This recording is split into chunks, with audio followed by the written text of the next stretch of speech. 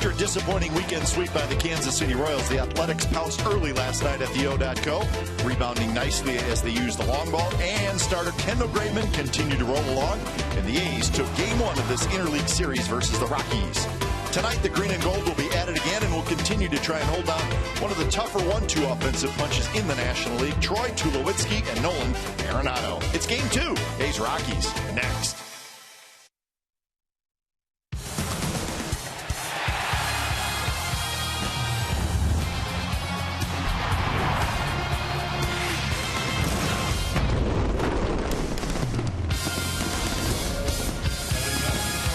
Well, the big win last night for the A's, 7-1. Tonight, they'll try to make it 2 in a row over the Colorado Rockies, and it's a hot night at the ballpark. Chris Bassett is going to start in place of Sonny Gray, so we'll wish for good things from the youngster Chris Bassett, just called up from AAA. It's Game 2 of the series. It's the Rockies and the A's coming up on Comcast Sportsnet California.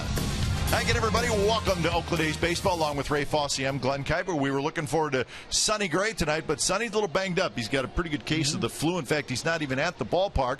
So Chris Bassett will make the start tonight in his place. You know, the A's probably one of the top in the ball club as far as Major League Baseball to use the fewest starters, so it's a little surprising. Sonny Gray can't make the start, but Chris Bassett, a starter for the Chicago White Sox, matter of fact, started against the Athletics, pitched well. He was here in the bullpen. You see the numbers that he had when he pitched for the A's out of the bullpen, went back to AAA. As a matter of fact, they talked about having him go back down to Nashville to build his arm strength up to be a starter. So he's in the rotation. Couldn't be a perfect guy. Has to be a guy to step in for Sonny Gray, and we know Sonny Gray is pretty good. So Chris Bassett will have to do the same tonight. Troy Tulowitzki back home. He grew up in the South Bay, enjoys playing back here, does it a lot in the National League. And Ray, last night, Rockies only had 7 hits. He had 3 of them. Tonight, he's going to slide up and hit in the second spot. You know, we always talk about when hitters are healthy, and Tulowitzki is healthy. Throughout his career, he's had some problems, but a great shortstop. Kind of rare to have the power at the shortstop position. His size, somebody said he might have lost a little bit of the range, but his power is still there. Swings the bat extremely well,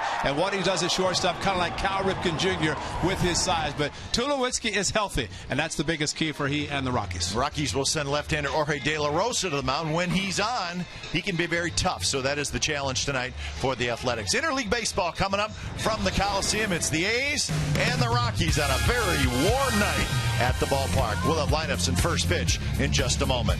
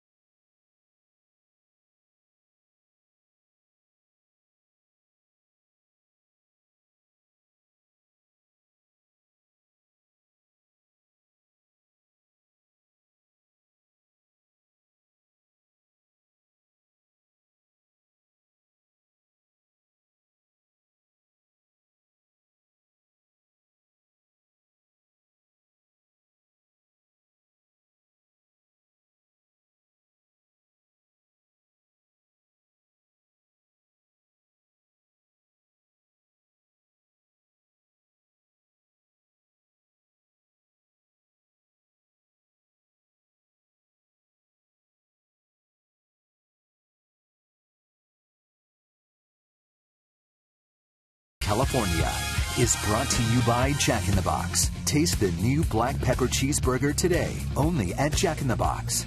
And by Toyota, the full-line automaker with the longest-lasting vehicles in America. Toyota, let's go places. So the A's trying to make it 2 in a row over the Rockies. Interleague baseball from the Coliseum, and a nice warm night. Probably the warmest night of the year. Game time weather presented by the Santa Cruz Beach Boardwalk. Get to the beach. The admission-free boardwalk is now open daily. 76 degrees. It was triple digits out in the Tri-Valley today. So a very nice warm night. Ball should be carrying for both teams. The Rockies wearing the all-gray road uniforms. A's in the green tops, white pants. Let's look at the Rockies lineup. It starts with Charlie Blackmon, left-handed hitter. Tulowitzki slides up to the second spot. Arenado hits third. Gonzalez fourth. Will Rosario will hit fifth. Then it's Ben Paulson, Michael McHenry, Brandon Barnes, and D.J. LeMahieu. Chris Bassitt on the mound for the Athletics. As we mentioned, he has been with the Athletics this season out of the bullpen. First starting assignment for the Athletics, and you see the numbers this year pitching out of the bullpen. But for Chris Bassitt, went back to AAA, built up his arm strength. They wanted him to do that, to be in the rotation. That's where he is. He is familiar with the rotation, having been there with the Chicago White Sox. And maybe his catcher tonight, Josh Fegler, a teammate of his in the White Sox organization, and so familiarity there could help him in tonight's game. Defensively for the Athletics tonight, a few changes. Marcana's in the lineup tonight. He's going to play left field. Burns in center, Folden right. Laurie at third, Simeon at short, Zoberstead second. Vogt will play first tonight with Fegley doing the catching. So Stephen Vogt will stay away from the catcher's gear tonight. He's probably fine with that, at least for one night. Just wonder, though, when he tries to block a low throw, he'll take one off the chest and, then make him feel like he's catching again. He will get hit by a baseball tonight at some point. Except he's not protected with any gear at first base, except his glove. He gets to talk to first base umpire Tom Hallion, and getting ready for his excellent strikeout call tomorrow. He'll probably be behind the plate with Tom Hallion there, crew chief. So Blackmon steps in, and Chris Bassitt, the big right-hander, kicks, and his first pitch is right in there for a strike. Last 24 interleague games in Oakland. He's have a 19-5 record. This one's foul back. Quick 0-2. I think it's just the opposite for the Rockies. Their numbers have not been that great, but A's need to take advantage as much as possible. Of course, with games here in Oakland, can utilize a DH. Billy Butler gets a chance to play, which he did last night. That man, Walt Weiss, played here a lot at shortstop for the Athletics, late 80s, early 90s. 2 pitches well off the plate. 14 straight road games in interleague. Rockies have lost. So they're one away from a record. A record they do not want to set. There's a liner. Zobrist and a high backhand grabs it, 1 out. So that'll bring up Tulowitzki. There is the crew chief Tom Hallion at first. Ryan Blackmon is calling balls and strikes.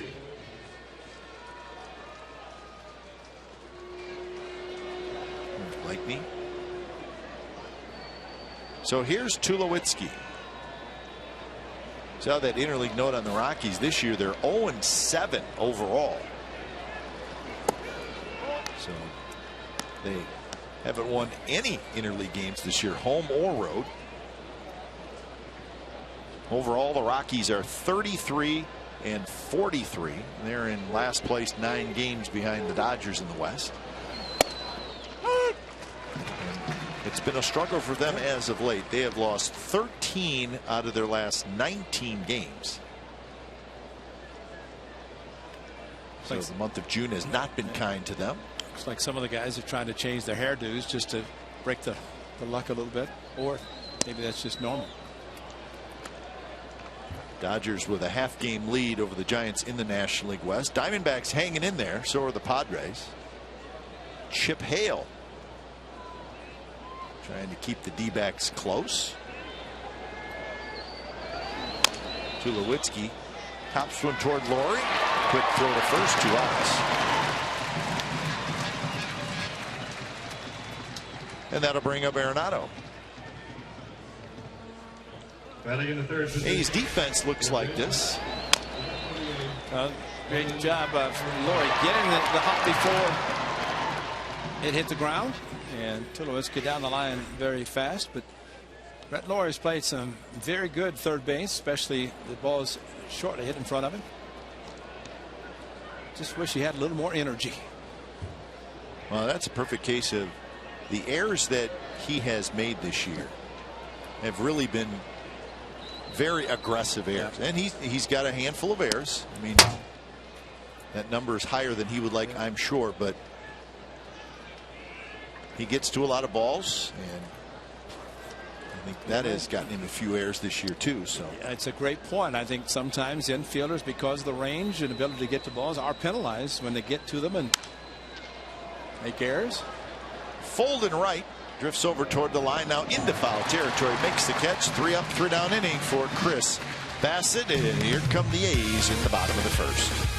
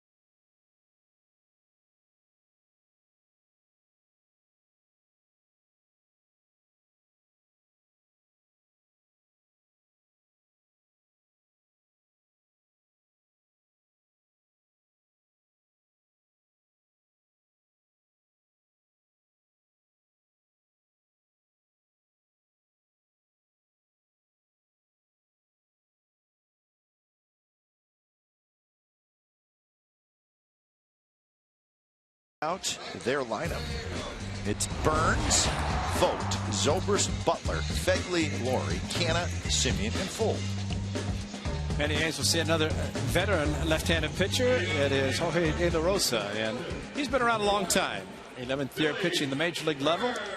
Signed in 1998. His first pro contract to the left-hander. Again, not fastball mid-90s when he really wants to air it out, but kind of a crafty. Will use a lot of different pitches, but I think the A's would like to beat a left-hander. The A's would like to win a close game. Those are a couple of things the A's have not done so far this year.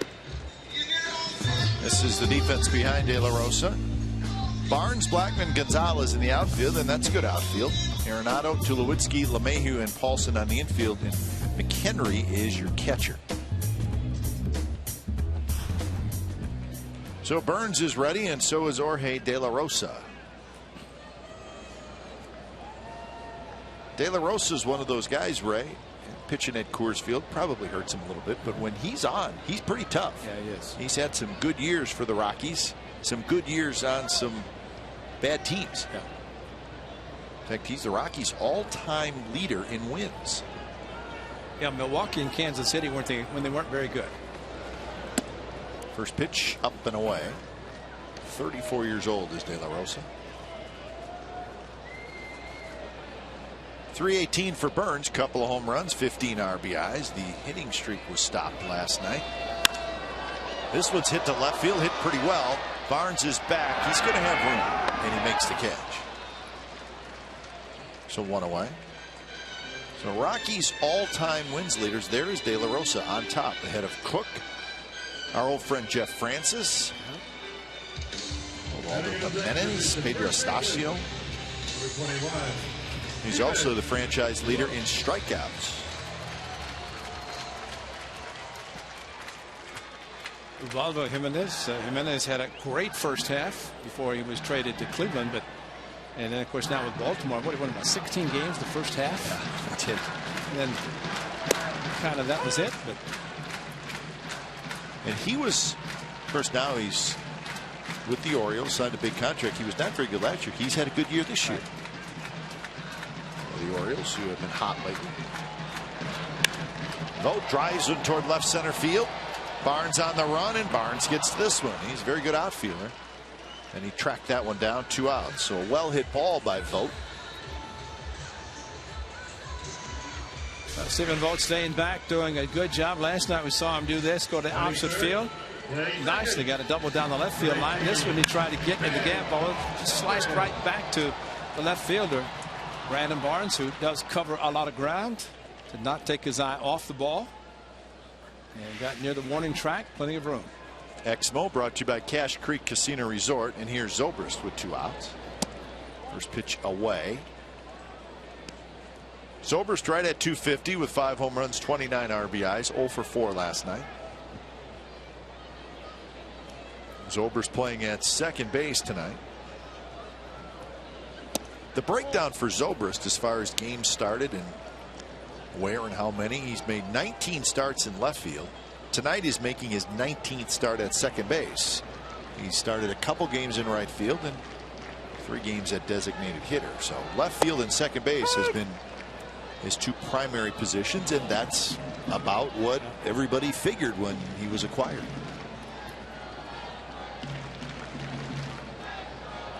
Bob Nolan's got the option, second base or left field. Of course, Eric Sogard having an outstanding season for the club.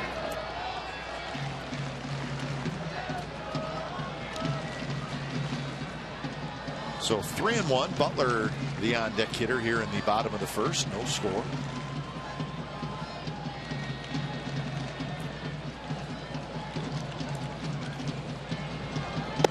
Fastball is inside, and Zobrist has a ball.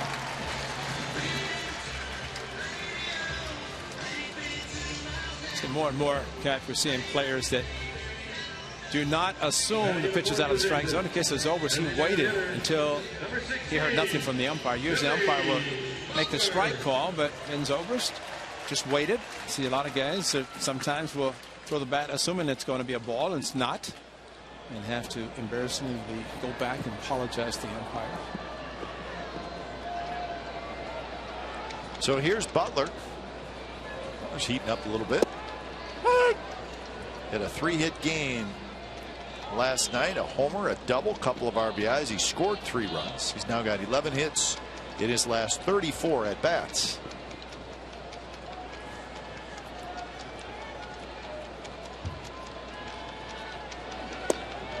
That one in for a strike, and it's 0-2. Fastball last night and center cut, straightaway center field. And thing about Billy Butler, he knows he's going to get opportunities to swing the bat. He's going to get a chance to play, and that's all anybody asks for. And you sign a 3-year contract, you're going to get those opportunities. Butler takes strike 3 called, and on 3 pitches Butler is gone. A runner stranded, so no score between these and the Rockies after 1.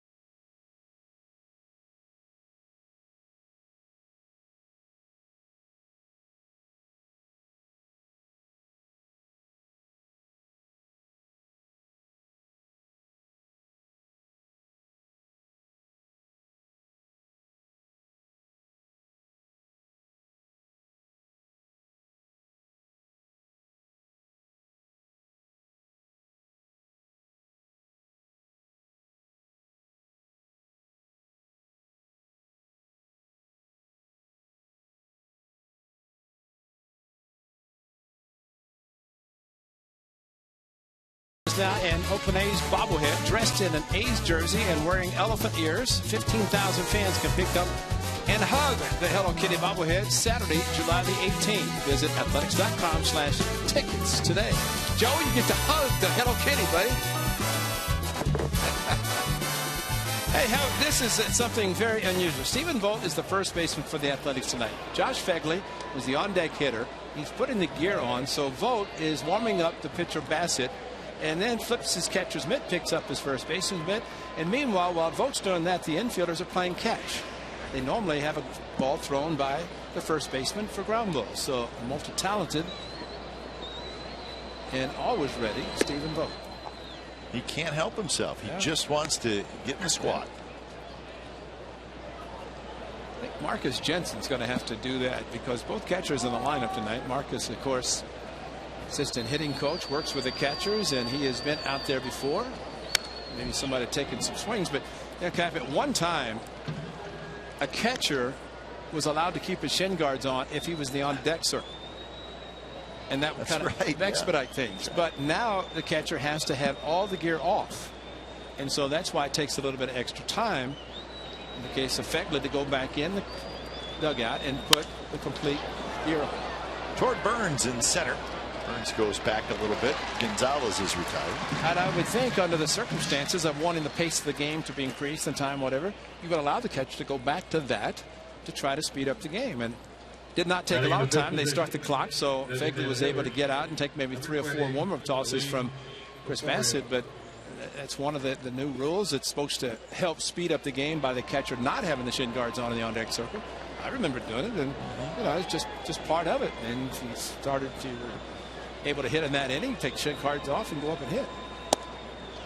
First pitch to Will Rosario's outside for a strike. Outside corner for a strike.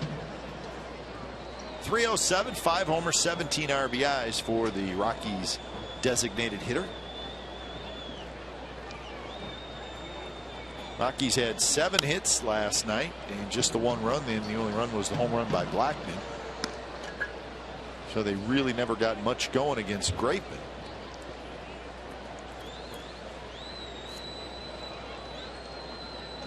Kendall Graveman is on a nice roll for the A's.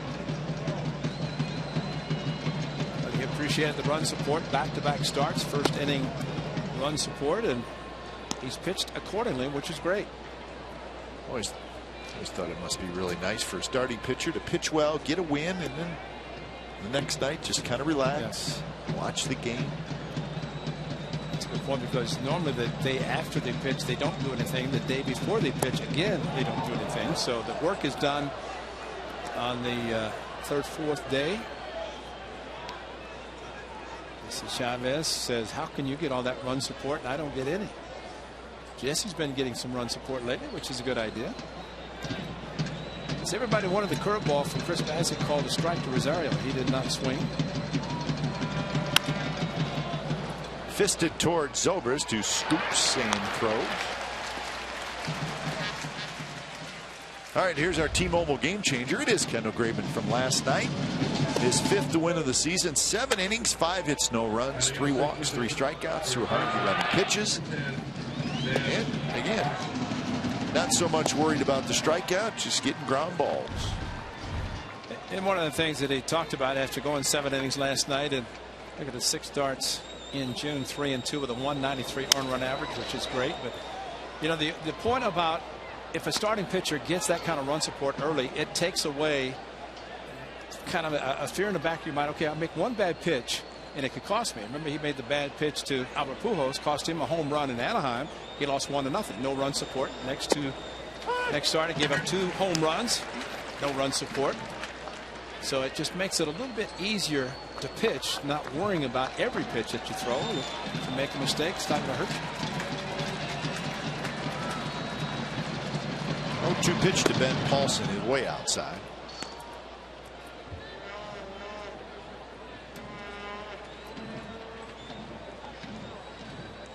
Michael McHenry in the on-deck circle. Sliced foul headed for the bullpen. Scotty. First save of the night for the bullpen. Look at Scott Emerson. He's not even paying attention. He knows that Scott's going to take care of him. How about this? Right in front of Scott. He did duck, though. Scott had it all the way.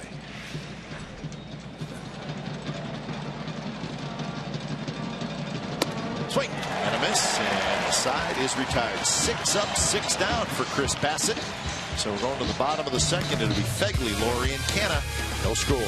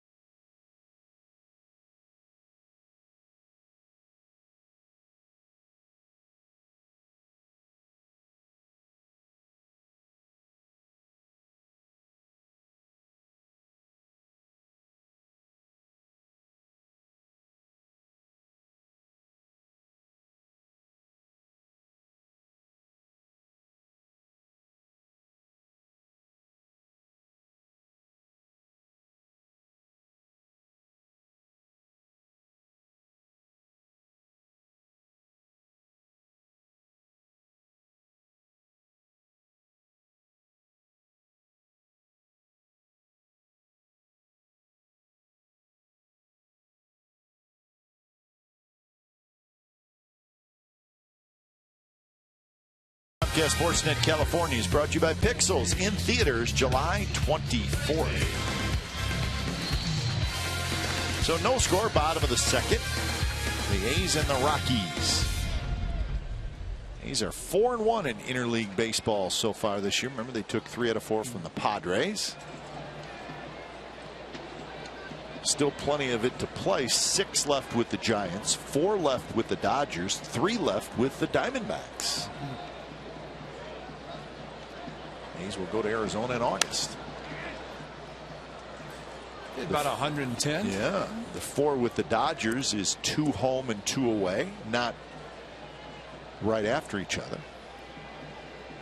And with the Giants, 3 in San Francisco, 3 here at the Coliseum. Final 3 home games. That's right. It's a little bit odd. Yeah. Hooked foul. So 20 interleague games is what teams play now with the schedule the way it is.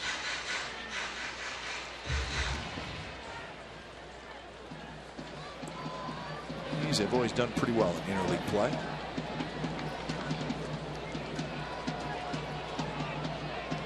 Oh, 2 to Fegley. Laurie and Canada follow. That one's hit up the middle, but the huge shift on, and LeMahieu was playing right behind second base, and that'll frustrate a hitter. That ball was not hit real hard, but normal defense, it's right up the middle and into center field. That's a base hit. Look at the second baseman, the entire right side opened up, and De La Rosa threw his glove up, not remembering that his second baseman was right there behind second base. Yeah, it's very frustrating. I think if nothing else, it's just strange. Very. You know, for as long as you can remember, you hit a ball up the middle, it's going to go into center field for a hit. Billy Butler said that to us in a post-game interview. Exactly the same thing. And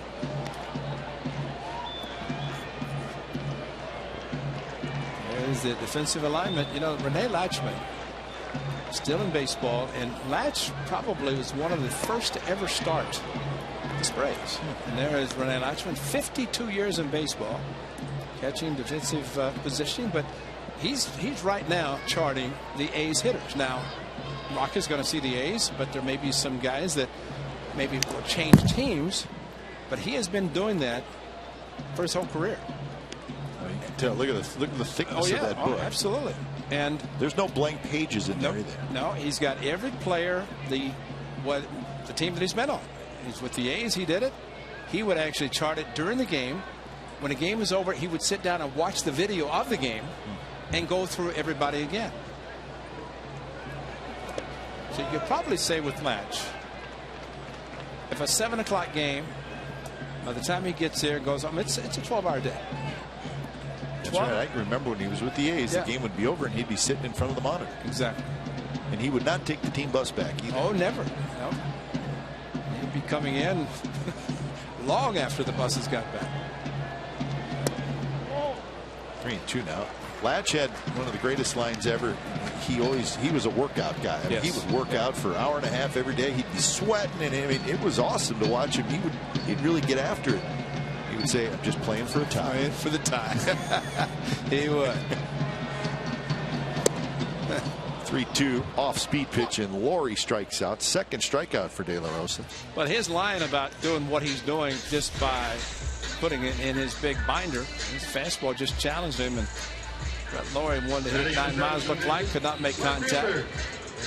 But Latch said that the guys would say, "Hey, Latch, why don't you get the 21st century, get a computer?" He said, "You know what? These charts won 4 world championships." And he's had them, and he's been doing that. And I tell you, if there's ever a player you want to find out where they hit the ball, Latch has it. And in that binder, it is huge. 52 years in baseball. Evidently, he passed the great late Don Zimmer with a number of years in organized professional baseball. Started out as a bat boy at age 15 with the Los Angeles Dodgers. 0-1 to Canna is high, 1-1. There it is. Latch doesn't need a computer. Doesn't want one. He used to help the inter squad games. And what did he used to say? So and so is up. He's a switch hitter, 300 hitter, 150 right-handed, 150 left-handed. Latch would put the catching gear on the inter squad games. In and out. So he would umpire in and out. Well, his voice. I mean, you say, "Have you seen Latch?" You say, "You mean have you heard him?" Yeah, because he has that booming voice, and he was always great in the late 80s when he coached for Tony La Russa as the manager. And Latch would come right in the clubhouse, get on everybody. But a very nice man. Oh, yeah. See, hey, he talks to Raymond, so he's got to be great. Raymond always makes sure. He knows we're talking about Latch, so Raymond's going to be there. Yeah, Raymond's saying, "Hey, you know, Canada goes to right pretty well." If you want to put that in your binder.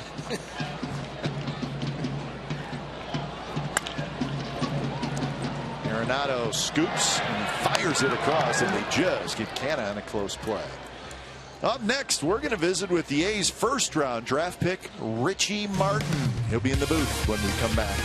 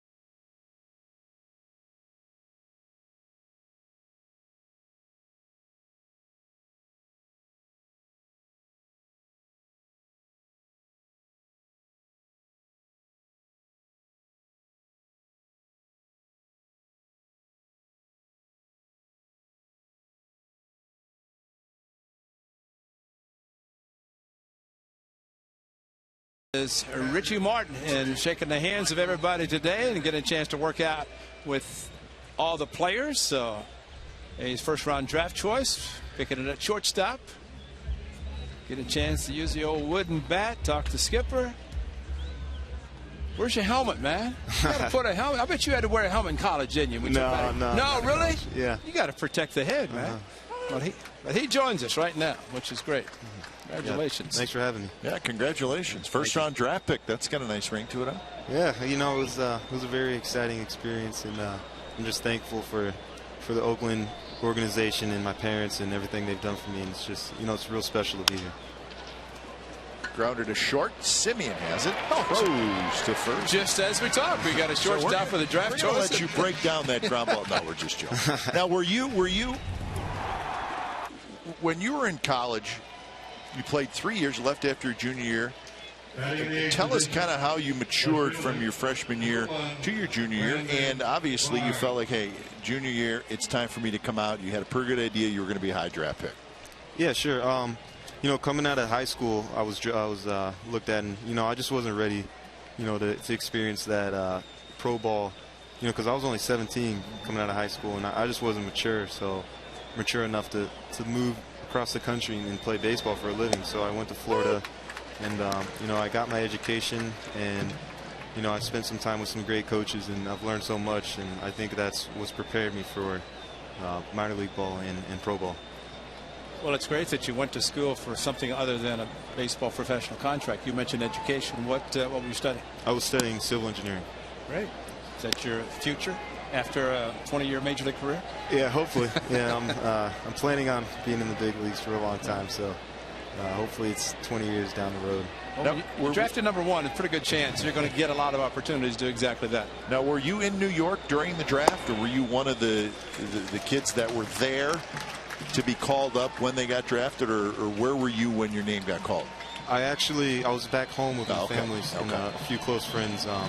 We had just played Florida State that weekend to advance to the College World Series. So you really couldn't go there?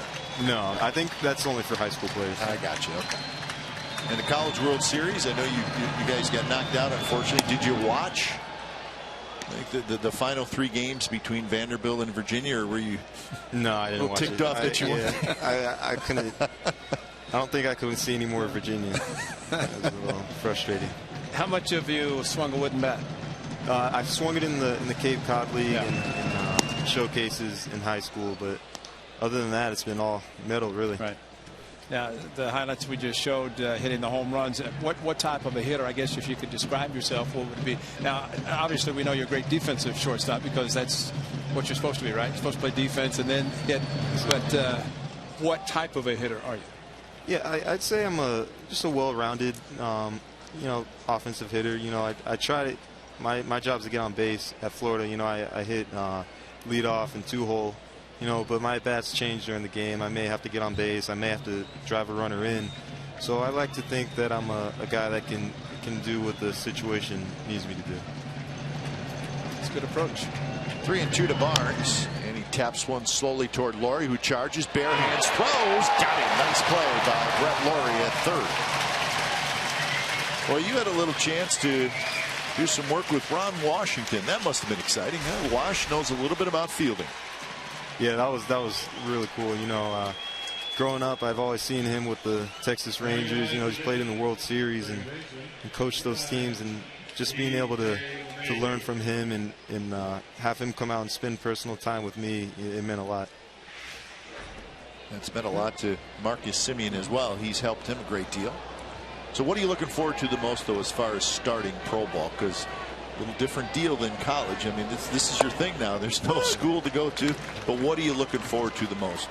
Yeah, I'll tell you what. In my spring semester, just last semester at Florida, I was so sick of classes. I was just ready to get out of there. So that part of it I'm looking forward to that. But yeah, I think the big thing I'm looking forward to is just playing every day. You know, a lot of pro guys I've talked to have told me that, you know, if you enjoy it, it's just a fun time. So if you're just out there having fun, you don't think of it as a job, then you'll be good.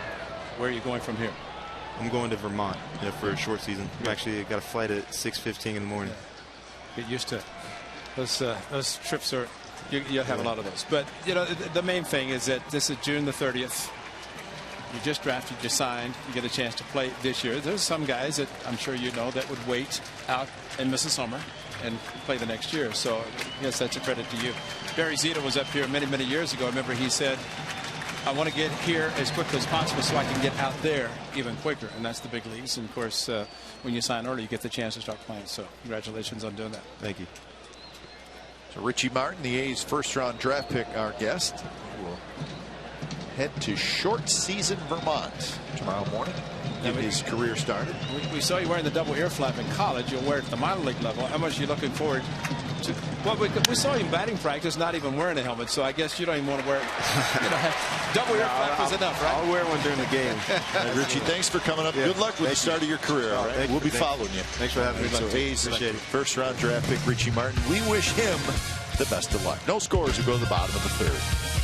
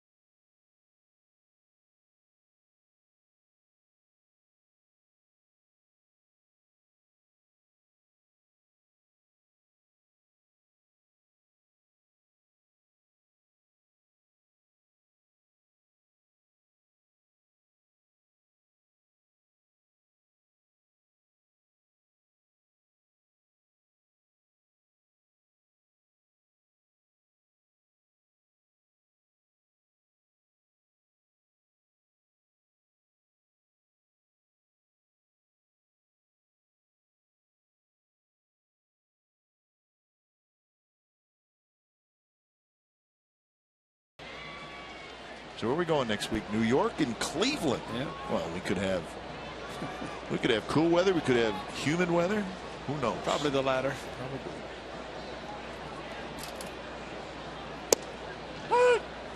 Marcus Semien steps in. Semien, Fold, and Burn. So we enjoyed our chat with A's first-round draft pick. Seems like a very nice young man. Yeah.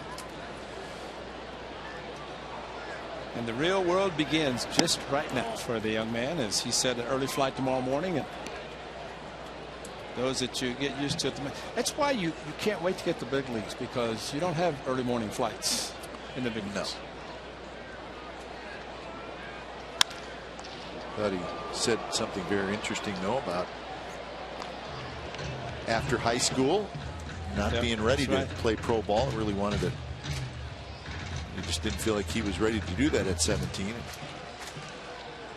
My, how times have changed. Well, that's not easy for a kid right out of high school to just go in and play professional baseball. Nothing else, you're homesick. Well, that's a lot of that. Plus, you're seeing pitches you've never dreamed about seeing. And I went to Double-A Reading, Pennsylvania. And, I mean, he's going to short season and a bunch of college players. I went to guys that had been in the big leagues, Triple-A, Double-A. And I said, what was that pitch? And they said, that's a slider. I said, never saw one of those before. And that's usually what happens. And was that you right there in Double-A? That's it. What was that pitch? It turned out all right, though. Well, De La Rosa has got the chain, actually split finger fastball. Darren Bush talking about his splitter changeup, and it's kind of a different action from the left-hander versus the righty. You don't see a lot of lefties throwing his splitter, but De La Rosa does.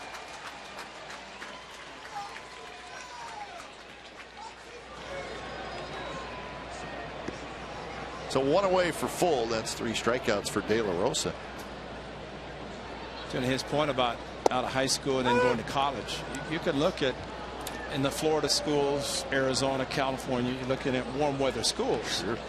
Those are great baseball schools. It's almost like a minor league for the professionals. And of course, coming out of high school, you go to the professional and the minor leagues. But if you can get good experience, you get your education, you get excellent baseball experience. And for him being 17, and that's very young to come out of high school and go straight into pro ball. So he gets a little bit of extra time in college. And as a civil engineer, you know, he's got education on his mind if he's going to be doing that. And listen, if you're playing at a school like the University of Florida, any of those schools down south, the programs are so good. Absolutely. I mean, you got 3 years of lifetime memories. Right. I mean, he probably had a blast in college.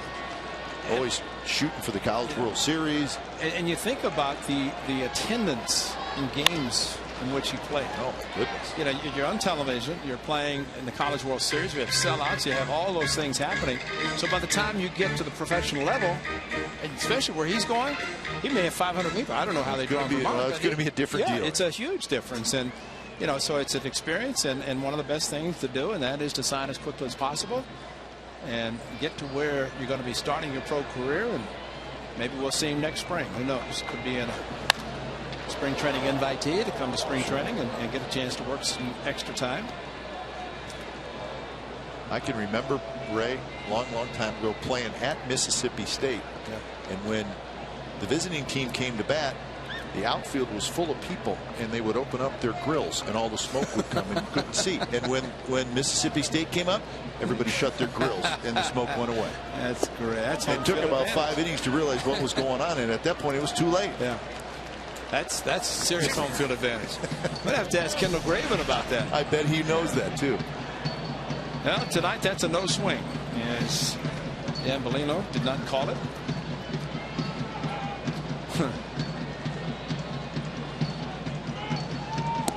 Inside and full with a good at bat, and the A's have their second base run.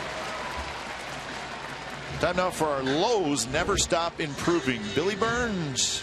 How about the breakdown? May and June, terrific in both months. With the hits, 36 in May, 34 in June. So 34 hits in 24 games this month. So he has been terrific. And I think what's interesting about that, Ray, is he had a good month of May. And as a rookie, you wouldn't be surprised if maybe he struggled a little bit the next month just because there's adjustments made. But that has not been the case with Burns.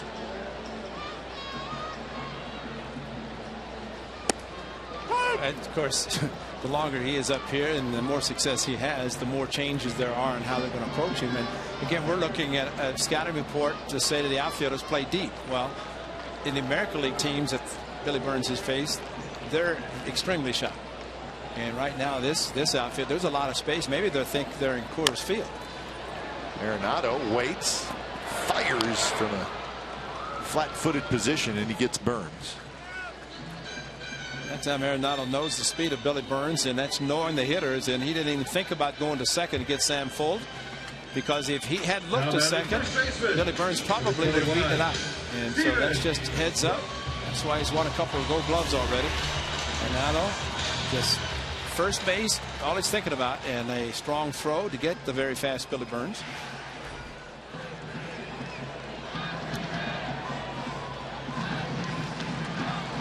So here's Vogt, a chance to give the A's the lead here in the third with a runner at second and 2 outs. Vogt, a well-hit ball in his first at bat, but it was caught by Barnes in left.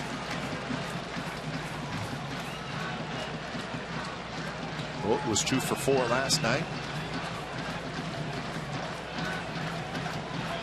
Tied for the league lead in RBIs. Teixeira and Cabrera all at 53. Pretty good group to be in. Jose Bautista's got 50. Donaldson and McCann have 49. Reddick's got 48. So Reddick in the top 10 as well in runs batted in.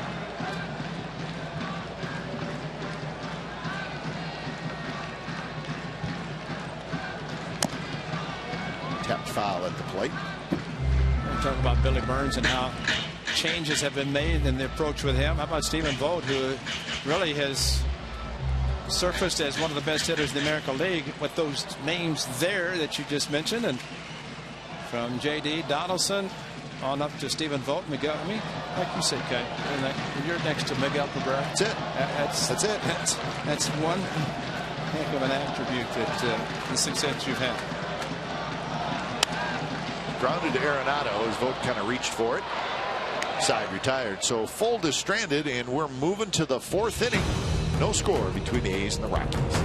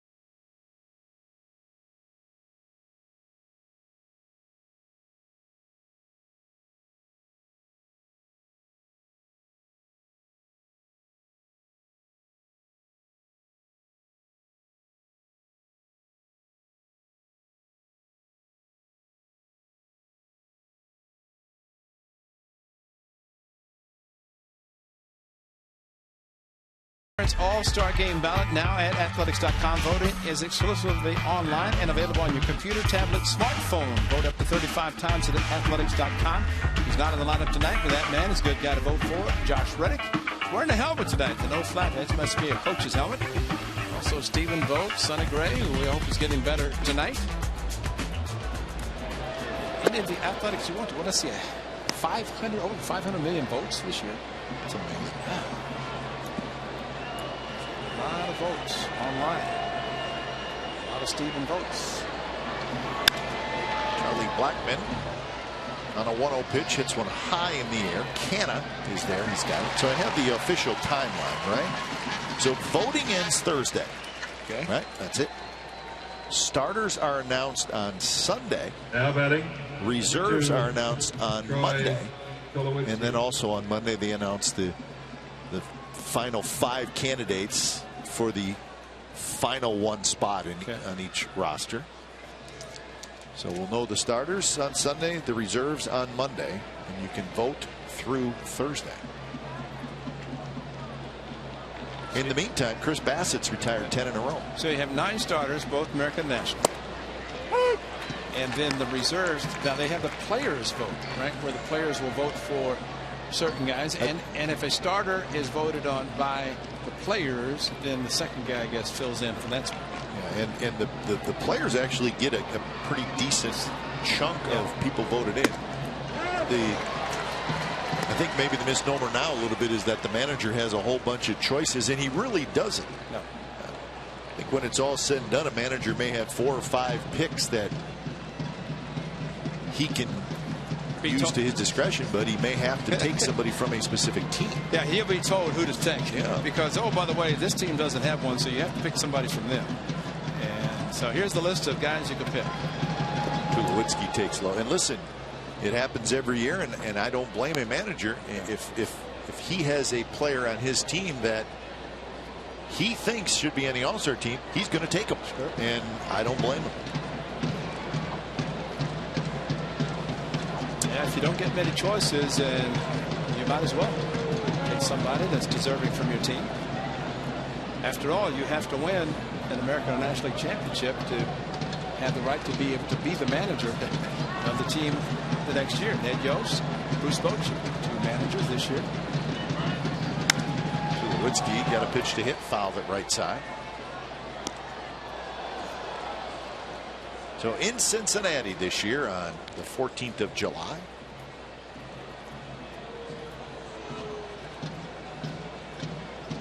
Saw that list of RBI leaders in the American League. You saw Vogt, you saw McCann on there. Now Salvador Perez is going to get voted in, so that's an interesting thought. Do you take 2 more catchers, both guys having good years, Vogt and McCann?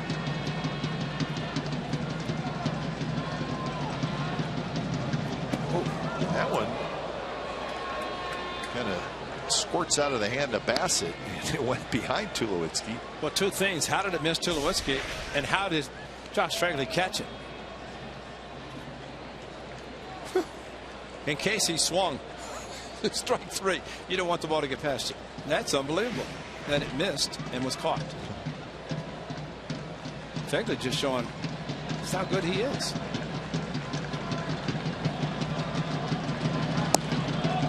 Tulowitzki holds up on that big breaking ball from Bassett, so now it's 3-2.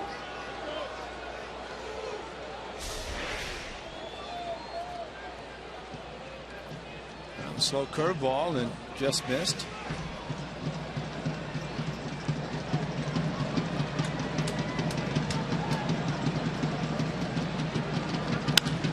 That one is lined foul down the left field line. Distance, but well fouled. That swing by Tulowitzki kind of reminds me of a certain era that it was 3-2, and the hitter said, I'm going to get a fastball. Pitcher said, I'm going to throw a fastball. And you got to get a big swing, just like Tulowitzki put on. He did pull it foul, but that's load up, look, fastball, get it, and he may get a curveball now. He might get something other than the fastball that he just pulled foul.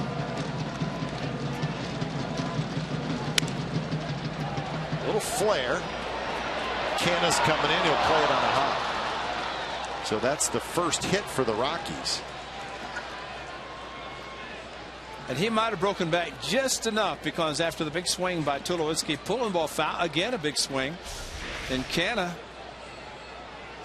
with the ball in on the hands of Tulowitzki, but a big swing again, and that might have been just enough, but Canna did not get the big break on it, so he kind of went sideways a little bit, then came in and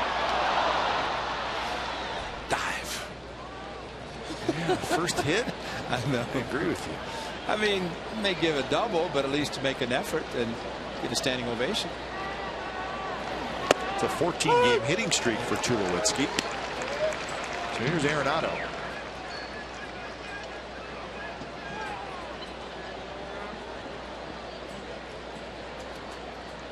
Arenado hit a fly ball to fold in right field, foul territory in right field. Shoots this one the other way, and it's 0-2. I always talked about the Rockies, and of course the Blake Street Bombers. They had 4 guys at 30+ home runs one season, when it was rare to do that. But of course Colorado, and I think Arenado could join that crew. He could be a big 5-some, and Tulowitzki 6-some. I mean, these guys can hit home runs. Andres Gallardo, Vinny Castillo, Larry Walker. Outside with a fastball. Dante Bichette. Oh, my goodness. Those guys were. Yeah, those 4 guys. Here's the current hit streaks. Arenado's sitting on 16. Tulowitzki with 14. That's not just the American League, but that's all around Major League Baseball.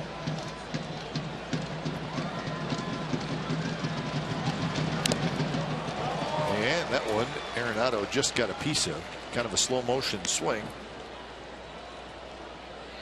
Kind of an odd swing, yeah, for a guy who really lets it go almost every time he swings, but he just got a piece of it. And he was looking back to see if Phegley had caught the foul tip, and no chance as it got past Josh. But that's when you're hot, that you can protect yourself and get another swing after a strike that should have been back to the dugout. That one bounced into left field, a base hit. So Tulowitzki, Arenado back-to-back one-out singles, and now Carlos Gonzalez will hit.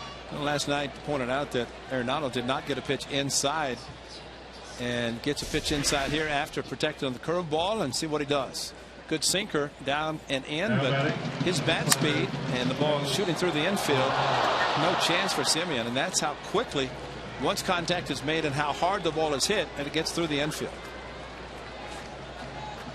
It's just not your protecting swing and an easy double play. So Arenado's hitting streak now at 17. So the first trouble for Bassett, he had retired the first 10 in a row.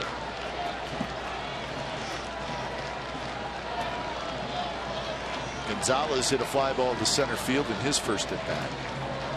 He was 0 for 3 with a walk last night. And this one's hit high in the air, playable for Canha. And Canha has it, 2 outs. Gonzalez a little frustrated. He threw his bat all the way over toward the dugout.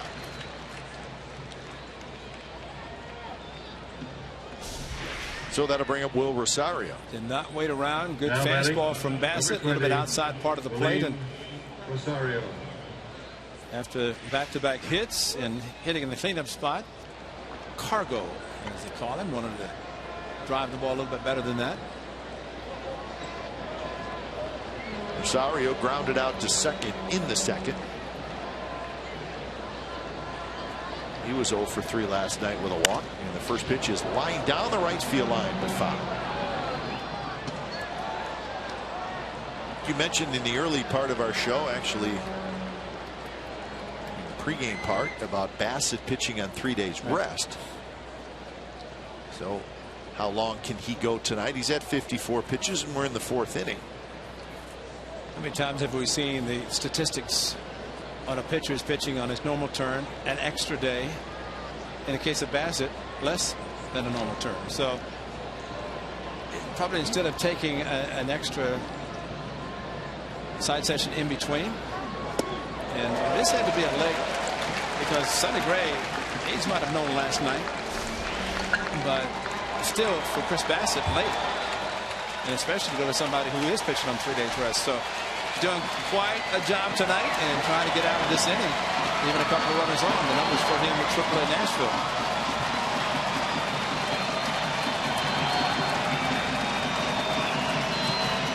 Ahead 0-2 to Rosario. Man, he got him with a fastball at 97 miles an hour. So a big strikeout for Chris Bassett. Couple of runners stranded. We're going to the bottom of the 4th. No score.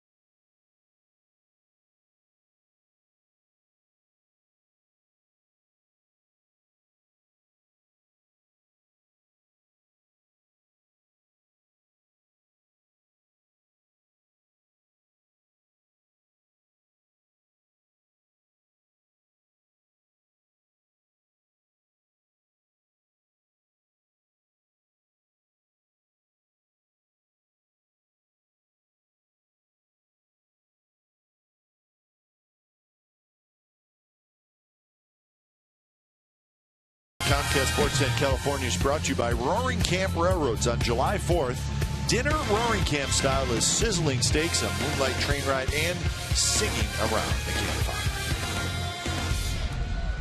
No score, bottom of the 4th inning. Not much offense so far in this game, even though it's a warm night at the ballpark. Sun just kind of finishing up its day.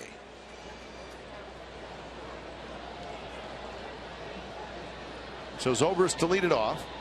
These do not have a hit yet. They've had a couple of base runners. Zobrist with a walk, Fold with a walk, but no hits yet against Jorge De La Rosa, who's got 2 walks and 3 strikeouts.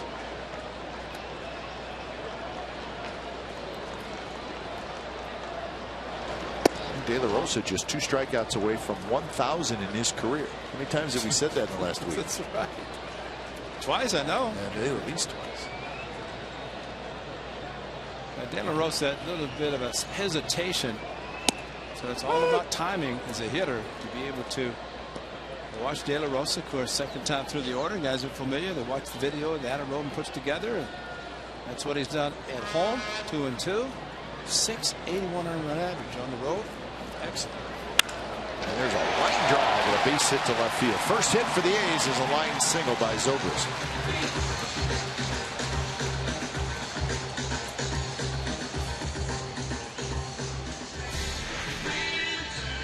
Elevated, and that's why a hitter enjoys a pitch that's elevated as that one was to Ben Zobrist.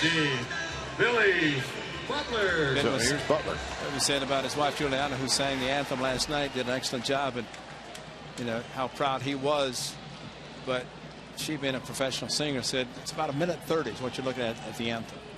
So the guys were on the line and said, how long does it take? And he said about 1:28. 127.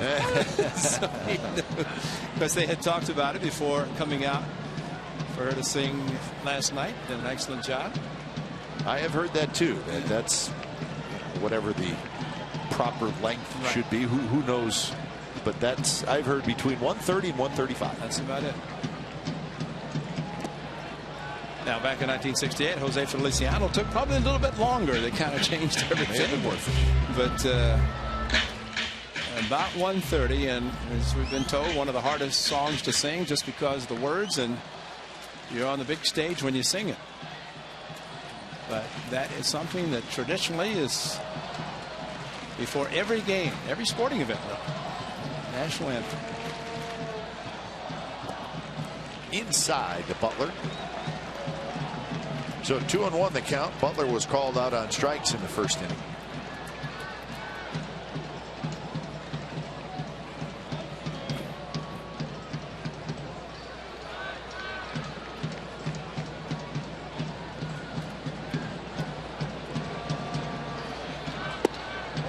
Missed again inside. De La Rosa liked that pitch, but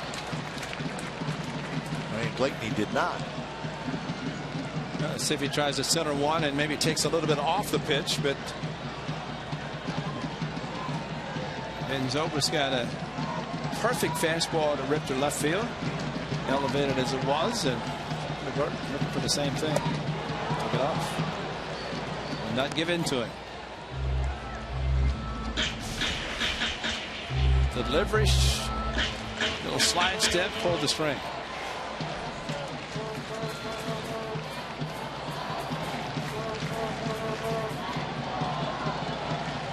Fegley to follow. Leadoff man aboard for the A's. Butler pops it up. Henry has got some. He's got it. As I was kind of looking at De La Rosa's career a little bit today, it got me thinking. Right, he's signed through next year. Now he's 34 years old. We saw the splits, how he's going to struggle at Coors Field. So this is a guy who 2 years ago won 16 games. Last year won 14 games. I would think he would be a trade chip. Sure. Signed for next year. I mean, he's a decent pitcher. He's got cost control. Yeah. You know what he's going to get. And you know you'd have him for next year if you want to. I think he would be pretty good in the right ballpark. He's got a lot going for him. He's a veteran. He's a left-hander, and a lot of qualifications for a successful team, especially last couple of months, which trading deadline would be in about a month. Today being the 30th, tomorrow July 1st. The 31st of July is the trading deadline for a non-waiver trade. Rolls that one foul. Lowest percentage of pitches in the strike zone. So he will walk guys. So that may be a negative on his resume. And this year coming into today, 31 walks in 57 innings. So that is a lot. But also a strikeout per inning.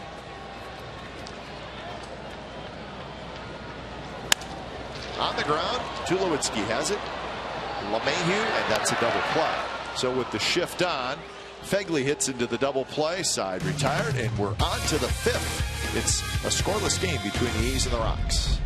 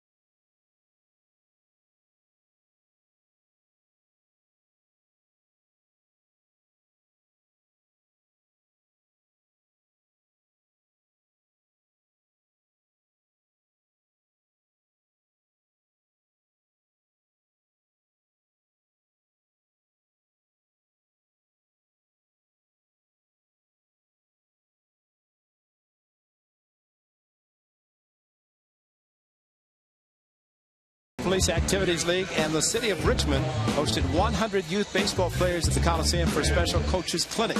Led by Shooty Babbitt, celebrity coaches including Vida Blue, Willie McGee, Ron Washington, a special appearance by Hall of Famer and former A's manager Tony La Russa, helped teach players the fundamentals of the game and understanding of the science, technology, engineering, and mathematics behind the game.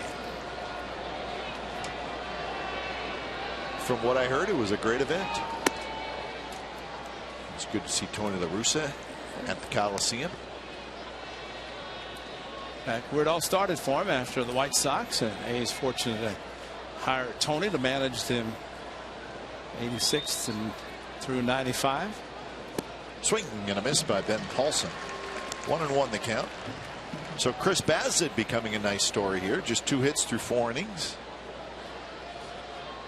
Saw him strike out Will Rosario with a 97-mile-an-hour fastball with a couple of runners out. Teased him with a slider that he hit foul and then blew him away. Cutter there was a good one. Average fastball speed 94 with a high of 97, and that's the one that struck out Rosario.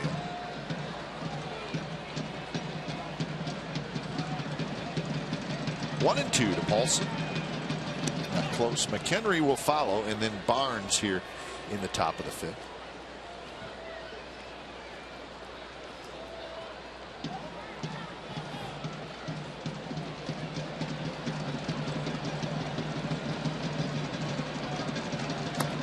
Again, not close. So you could see Bassett really kind of dropping his elbow a little bit, pushing the ball, and when a right-handed pitcher does that, the ball usually is up and away to a left-handed hitter. Here's the 97 again.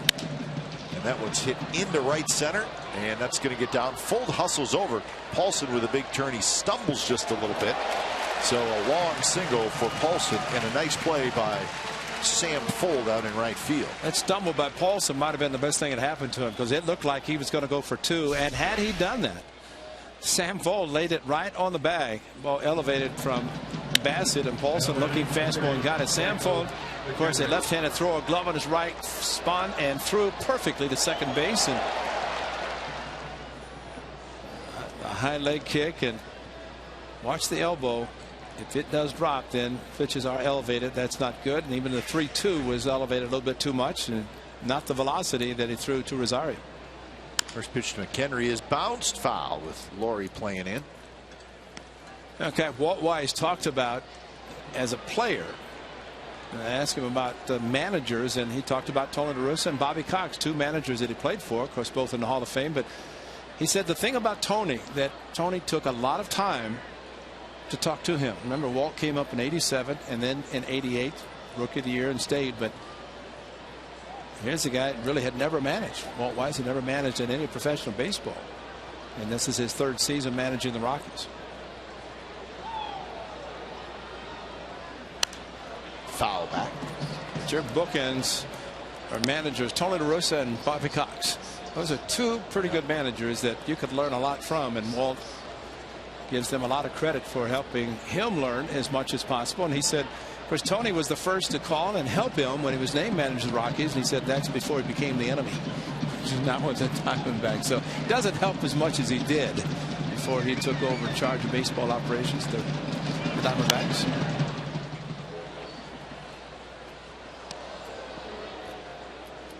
So the count remains 0-2 to Michael McHenry.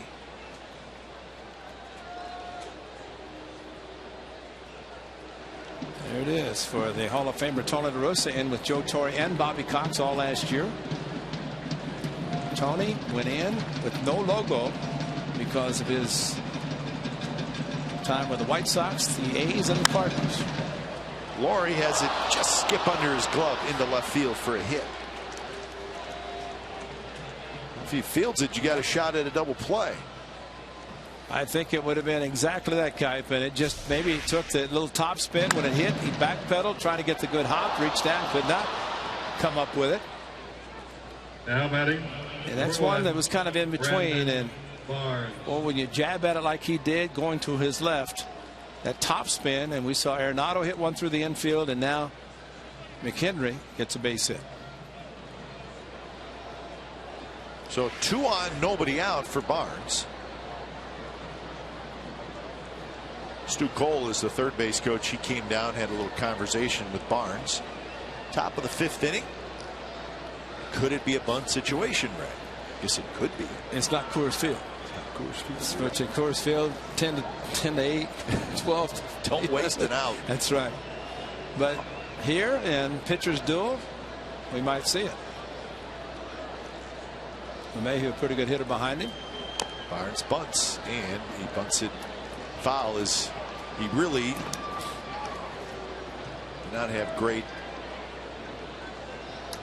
sacrifice bunting style there. It was more of he was trying to push it.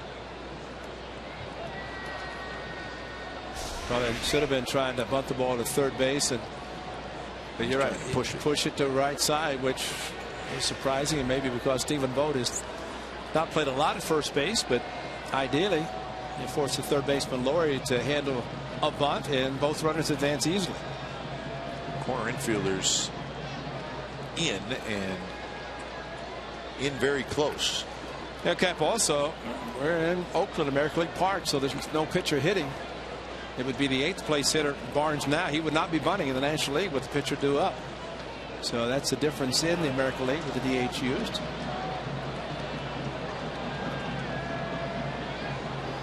Goes bunt again, pulls the bat back, and the count is even at 1-1. LeMahieu will be next. And here's a case. If a guy's going to bunt, you let him bunt and get the out. He squares around, he might pop it up. Plus he might be given a hit and run too.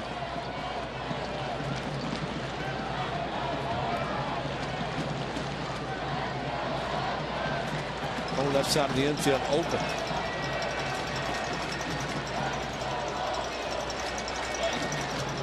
bunting, and he bunts it foul. You know what that looks like, Ab? He's somebody who's not accustomed to bunting. Doesn't look like it. It's not very comfortable. And you know what? I mean, a player like Barnes, and we saw him in Houston. Right. Kind of a good part-time player. He's got to be able to bunt.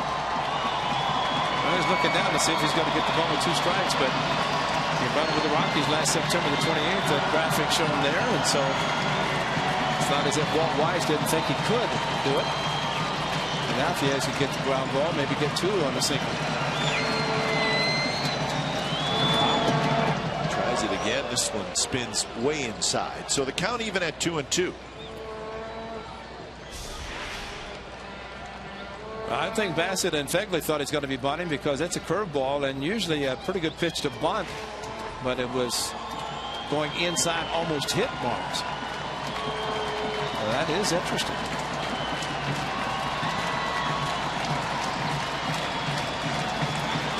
So he's squared on 1-2. See what he does on 2-2. Swinging this time, and he fouls it back.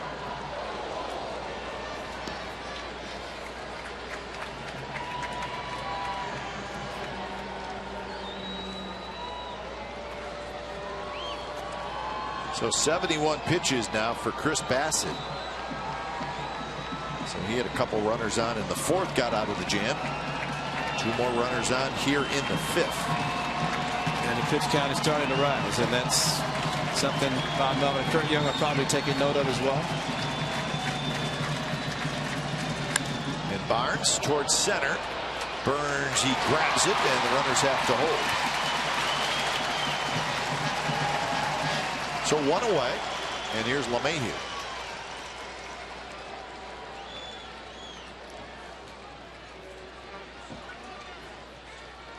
The Astros beat the Royals again, 4-0 tonight. How about that? Nice going, Kansas City. It must not be the same club that came in over the weekend. Keuchel beat Duffy. Dallas Keuchel got his 10th win, so he joins Felix Hernandez as the only 2 10-game winners in the American League. Sonny Gray would have been going for his 10th tonight. Keuchel is now 10-3 with a 2.03 ERA, so his statistics are very much like Sonny Gray's. But that list we just showed about the pitchers as far as the strikes, Dallas Keuchel is the type of pitcher that he throws a pitch that you think as a hitter it is a strike, and it's not. So that number could be misleading for certain pitches. Nick Martinez was on that list as well. George Springer hit a home run for the Astros. He's got 13. You see where they've put Springer in the leadoff spot, and he's really done a nice job. A hanger, and LeMahieu fouled it back, so it's 0-2. And don't you think the Royals left town thinking we just swept the Athletics? Close games, got the big hits. They had to be very confident going to Houston. There's your baseball momentum. Oh, yeah. Yeah. The pitchers, exactly.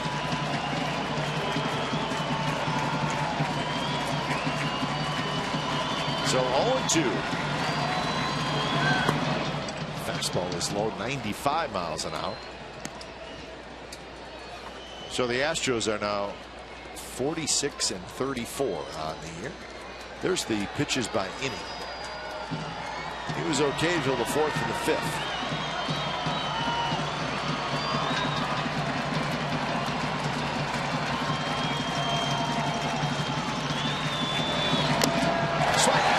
He struck him out. So LeMahieu chased it. 2 outs here, and now Bassett 1 out away from getting out of another jam. Well, the 2 on last inning struck out Rosario. This a breaking ball that was elevated a little bit, but still got the strikeout. And 1 more, and that after starting this inning with 1st and 2nd and nobody out.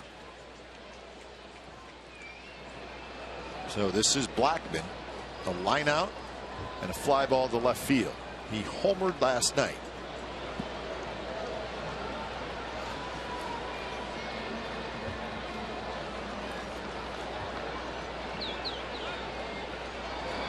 First pitch to Blackman is down and in.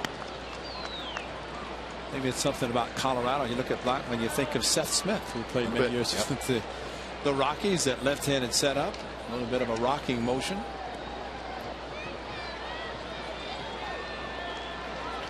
Oh, wow. That's why it's so hot right there. That's right. That's right. That old sun, that's the reason it's hot, I tell you. You got to get rid of that sun. It's going to cool off nice. It's starting to cool off. Yes, it is. It's beautiful.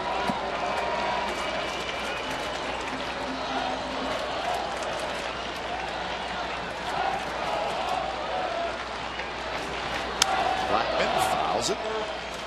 Blackman doesn't get cheated. I think you have to like about Blackman swinging the bat, but also Chris Bassitt, his pitching is almost as if Kurt Young and Bob Melvin said, do not pace yourself. We know you're on 3 days rest. Give us everything you have. 79th pitch coming up. Been remarkable. And if you can get whatever out of him, especially throwing the way he's throwing right now, this is called pitching with adrenaline.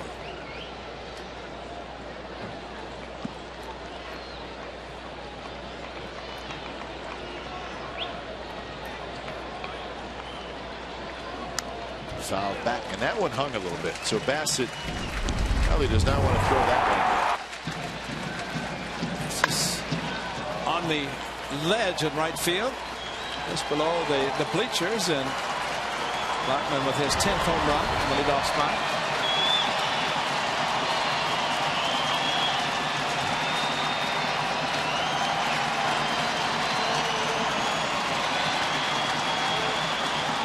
Bassitt, long look in, he's ready.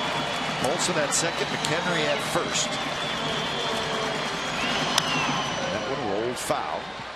Bounces under the tarp down the third baseline. It's under there somewhere. Be careful.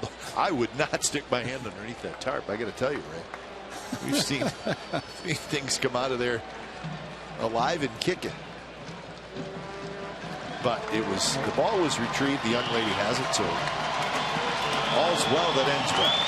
That last pitch, a fastball at 97, so Bassitt still has the heater. Blackman just barely fouled it near the A's dugout. And that one's looped into right center, and that's going to get down for a hit. Paulson will score. McHenry will hustle over to third, and it seemed like this inning, Ray, Bassitt has left some pitches up, and that's exactly what happened to Blackman. You know, we talk about speeding up a bat.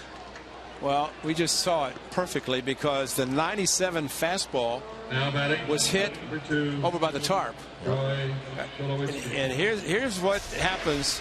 And this should tell you what Blackman at 97, a little late. So the next pitch, hanger. And there's your base hit. Yeah. I mean, that's where you really have to pay attention. You notice what a hitter's doing. And you speed up his bat like that. You see cannot get around on the fastball, and yet you throw him something that he's able to pull, then that really is good job of hitting by Blackman, but really he was given the gift. So here's Tulowitzki. A ground out and a single for the shortstop. Be careful here. First pitch, a fastball on the outside corner for a strike.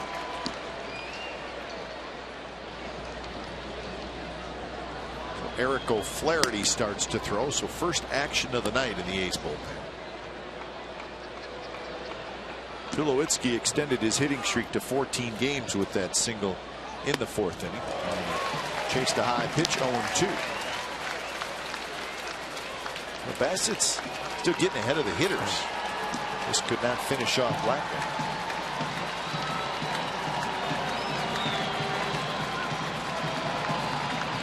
And keep an eye on Blackman. He's got 21 steals on the year. Been thrown out 6 times. And he's got a big lead. He runs. Tulowitzki takes high throw to second base is in time, and they got it. The throw by Fegley to end the inning. So Charlie Blackman with an RBI single, and then he gets thrown out. So the Rockies take a 1-0 lead.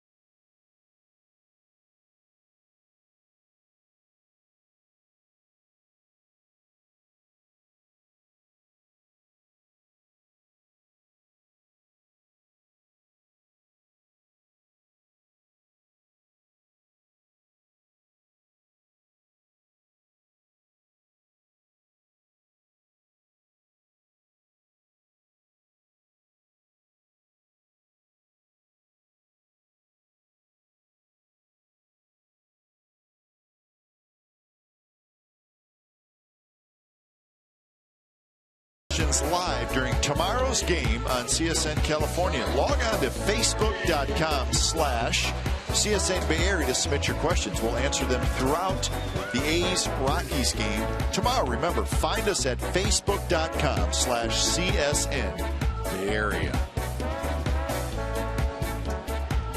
Josh Phegley with a nice throw to get a very good base stealer in Charlie Blackmon in the inning. The Rockies do get the run to take a 1-0 lead. So Laurie to lead it off, then Canna and Simeon against Jorge De La Rosa, who has allowed just one hit. Got a double play to end the 4th inning.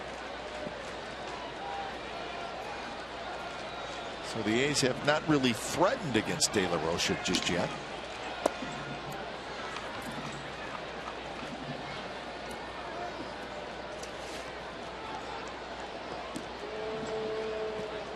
$11 out of 26 base runners thrown out by Phegley, and that's a good percentage. You think, Ray, if you're above 30%, 35%, that's pretty good. Absolutely, and really the catcher who's criticized last year has better than that in San Diego. Derek Norris, yeah. Derek Norris, and he's throwing great and having a great season for the Padres. Tulowitzki in the hole, straightens up, throws low, and throws past Paulson. And Laurie decides to stay at first. Wow. So we'll see what the ruling is. Tulowitzki had to go to his right a couple steps on a backhand, but a good throw, and he's out. Well, Josh Phegley on the caught stealing, he's giving a high target. He wants the high pitch. And look where the pitch is. It ends up being high, almost like a pitch out. And his release was maybe about a 1.6, 1.7 on his release. And right on the bag at second. Blackmon actually got a pretty good job with Bassett on the mound. But the throw by Phegley right there. All his overs had to do was catch and tag and get back in the dugout. And the good thing about that, he did not look to running back at third. He just came up throwing. His confidence in throwing out base runners, and he proved it there in the first and third. And perfect throw to second. Here's Canna takes a strike, so it's a hit for Laurie. You know, Brett Laurie, we have seen and how he runs to first base. He always runs through the bag. And you usually can see if the throw is low and it skips by. And it goes to the side rail here. You can walk to second. But his momentum carried him so far past first, I don't even know if he knew where the ball was. Because normally, it's very unusual that the runner's not going to be at second. Yeah, I mean, in fact, you never see it. If the ball goes all the way over to the padded sidewall, the guy is usually on second base. But see, he's not really. He picked up the ball, and he could have taken off and still got there. Although McHenry, the catcher, did a good job of backing up and getting all the way down. But when he passed first, he saw the ball was by him, and maybe he saw McHenry out of the corner of his eye and did not want to take a chance. Bounce towards second. LeMahieu has it. Tulowitzki turns. Double play.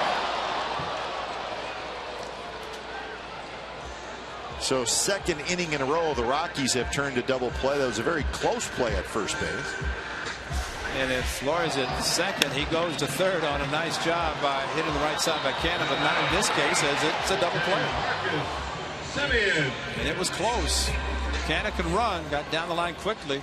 Tulowitzki, the throw, and that close at first base. Mayhew, a nice feed to second.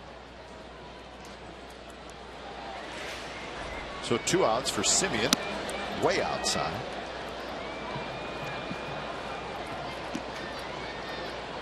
Just a nice light breeze at the ballpark tonight.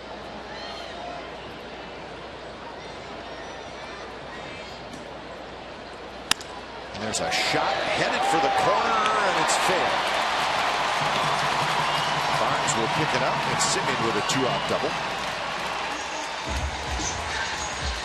Now that's the first time the A's, the second time the A's will have a runner in scoring position.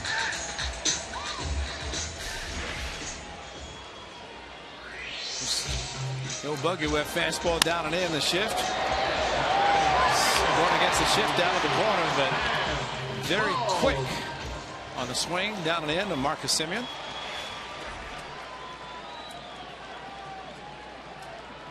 So Fold to try to tie this ball game up.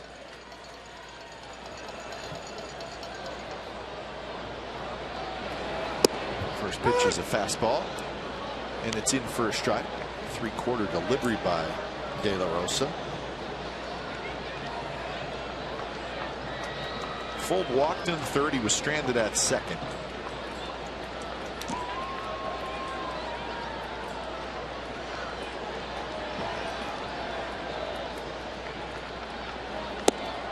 Down away with a fastball to even the count at 1-1.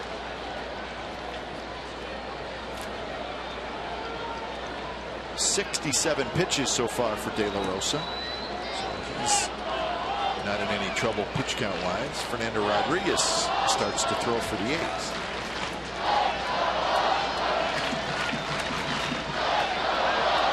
Sanford takes a strike. It's one of those you wish you could have back to take a swing. Outside corner, and great ball to hit the left field. Sanford could not do anything with it. De La Rosa ahead in the count. The outfield shifted well over to left field with Barnes shallow. Good arms out there.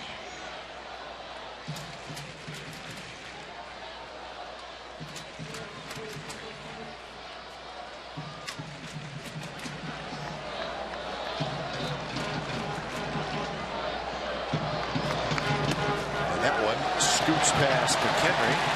So Simeon to third. The count will be full. Pitch was way outside. Movement good, but results not that great as the ball came up hard. And there's a wild pitch.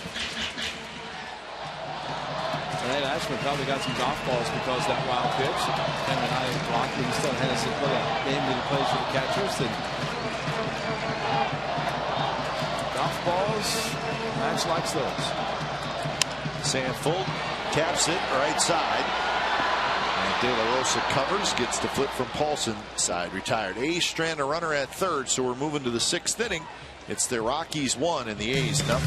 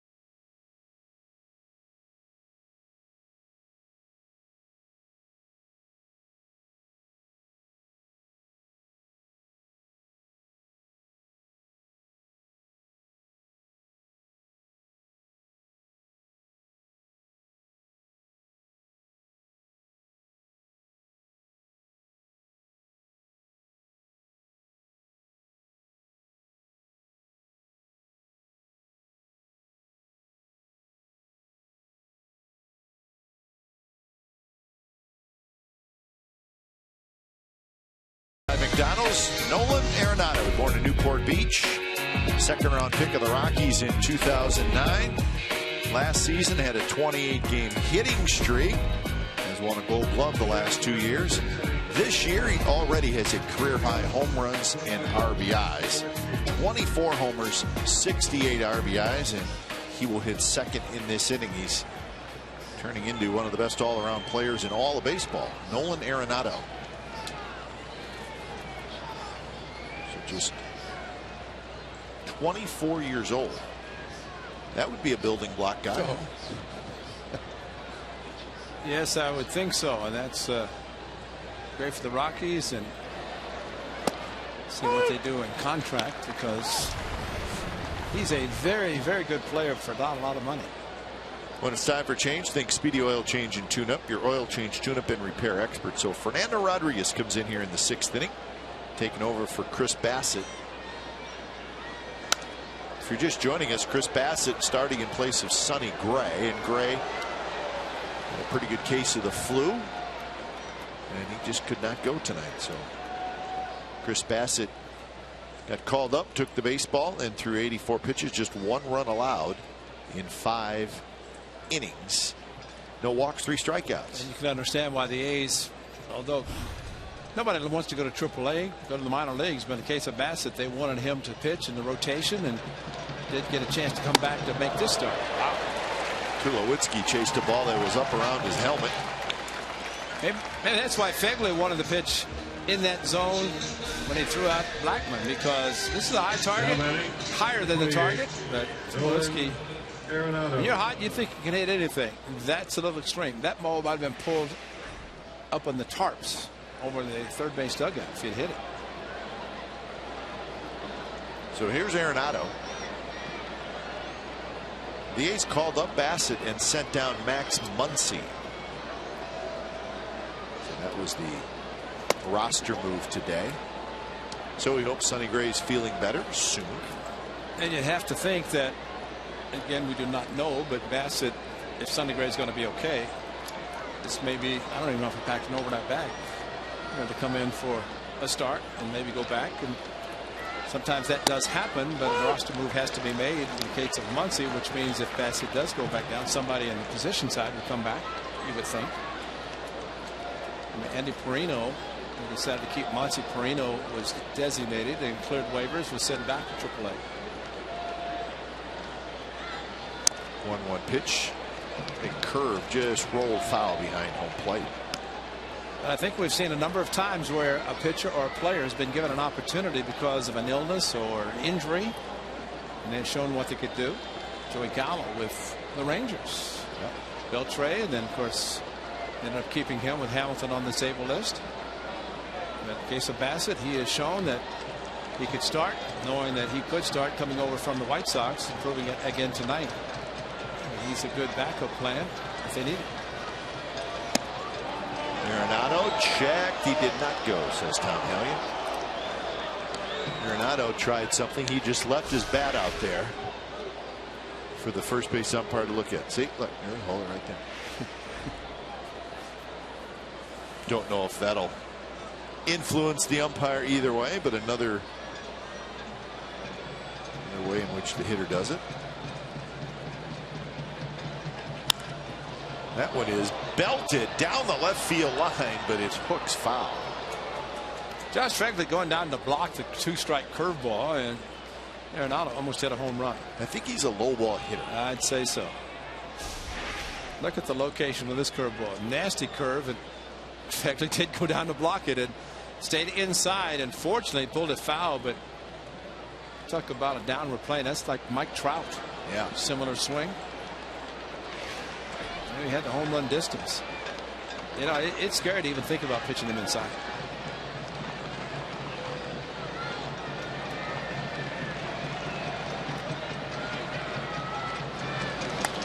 Two pitch. There's that curveball.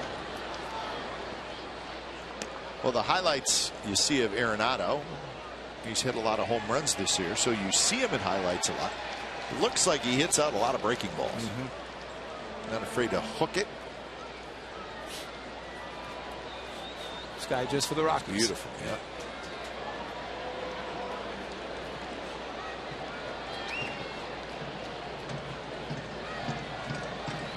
Fastball is up. 3-2. It's a great time of year. It's 8:45, 8:47 to be exact, and it's still not completely dark out.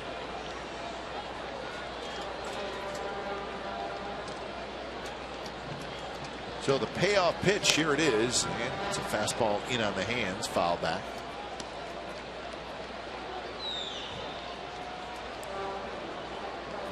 Beautiful look at downtown Oakland off in the distance.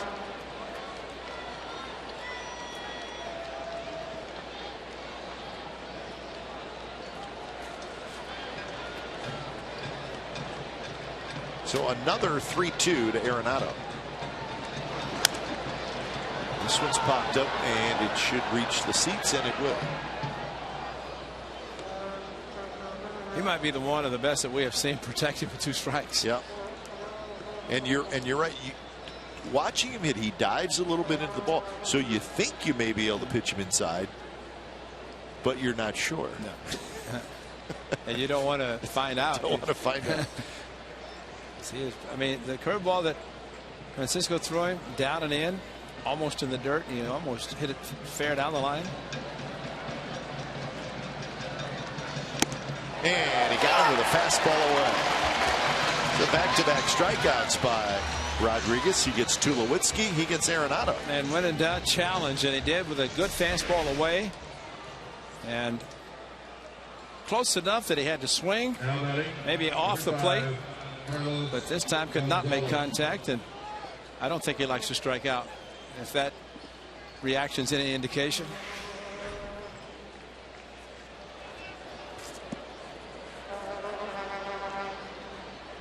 So 2 away. Here's Carlos Gonzalez. Gonzalez has hit a fly ball to center and a fly ball to left. Gonzalez always very aggressive.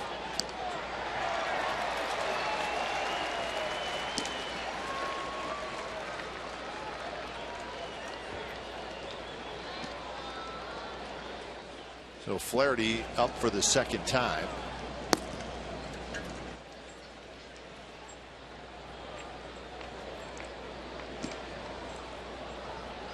Setting up outside, and it's a swing and a miss as Rodriguez took a little off, got a little movement away from Gonzalez.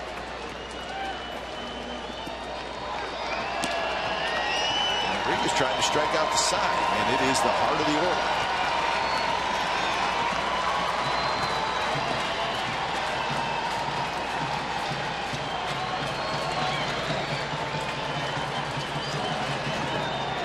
Ball, and he got him swinging. Fegley tags out Cargo, side retired. So what an inning by Fernando Rodriguez. He strikes out the side. Bottom of the 6th coming up. Time to get to work for the A's. They'll have the top of the order. It's 1-0 Rockies.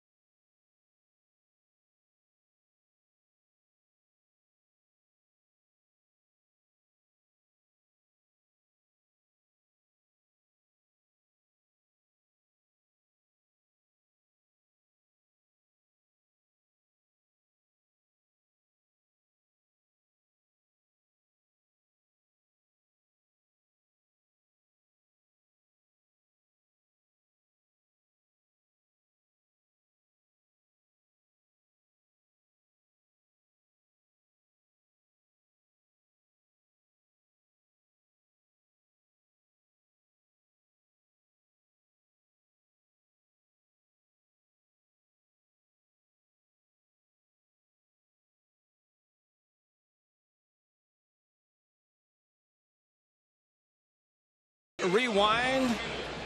De La Rosa has been good. There's a strikeout and another strikeout. Curveball to Billy Butler for a strikeout, but Chris Bassett making an emergency start. 5 innings, outstanding pitching by the right-hander, not walking batter. 97-mile-an-hour fastball there with a couple of runners on base. The only mistake was a curveball that he hung to Blackman, and that would score the only run of the game. As the Rockies leading 1-0 in the 6th inning. Find out what's possible with AT&T. Call 1-800-PICK-ATT. Mobilizing your world. So 1-5-0 for the Rockies, 0-3-0 for the A's. Top of the order, Burns, Vogt, and Zobrist.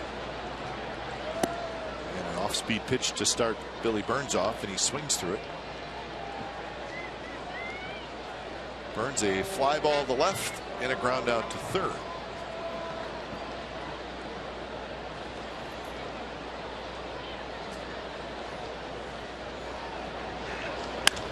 And that one's hit into left field, and that's a base hit. So Burns a leadoff single here in the 6th. New for this season, A's fans can go to the all-July home games for just $89 with the July ballpark pass. For one low price, you get access to all 13 A's home games in July, including 2 fireworks games and that one and only the Hello Kitty bobblehead night. This is a mobile-only offer with all passes accessed through your iPhone or Android phone.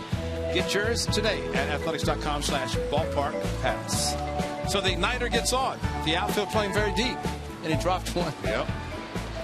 So we're not used to that. And no. And I think a lot of outfielders normally would catch that. So 3rd inning in a row that the A's have had their leadoff man aboard.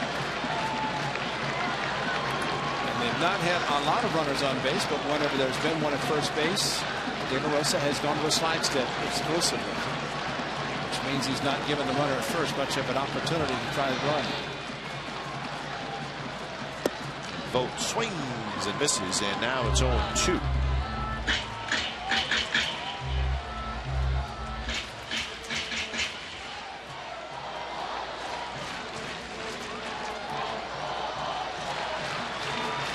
Zobrist to follow.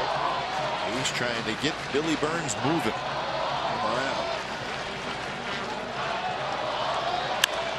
This one's hit high and foul. Crowd tonight, 19,206 in attendance.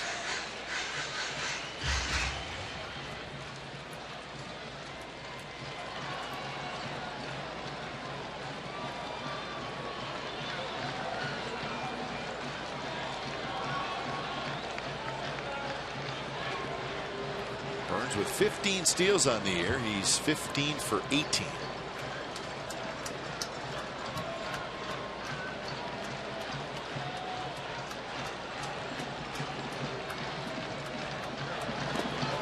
Blocked nicely by McHenry. Base stealers 7 for 9 against De La Rosa, so that's interesting. It must be going on first move. Something. Yeah. And he may not throw to first a lot. In the slide step, he is using to get the ball quickly to the plate, but he's not throwing over much. He did fake a throw with Billy Burns before first pitch was thrown to the plate. That one stays inside, so the count even 2-2.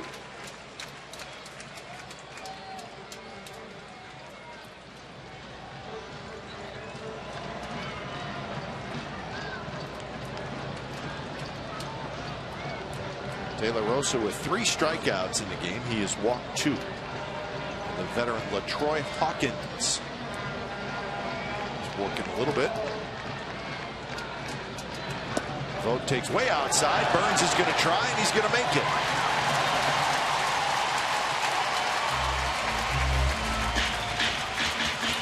That should be a pass ball because he had the ball go off his glove, but he just clanked it. And it does not take much for the ball to get away or too far away from the catcher.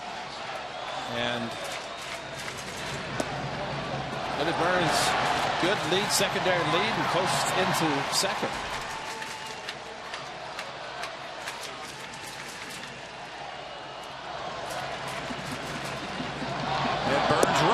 And it's a ball, and Burns is safe, and the runners are at first and third. So a stolen base for Burns and a walk for Vogt. And there's De La Rosa didn't even look at second base, and that's why Billy Burns just took off, and catcher McHenry had no chance, so he just ate the ball. Billy looking back, forced the pitch out of the strike zone, so that quickly first and third.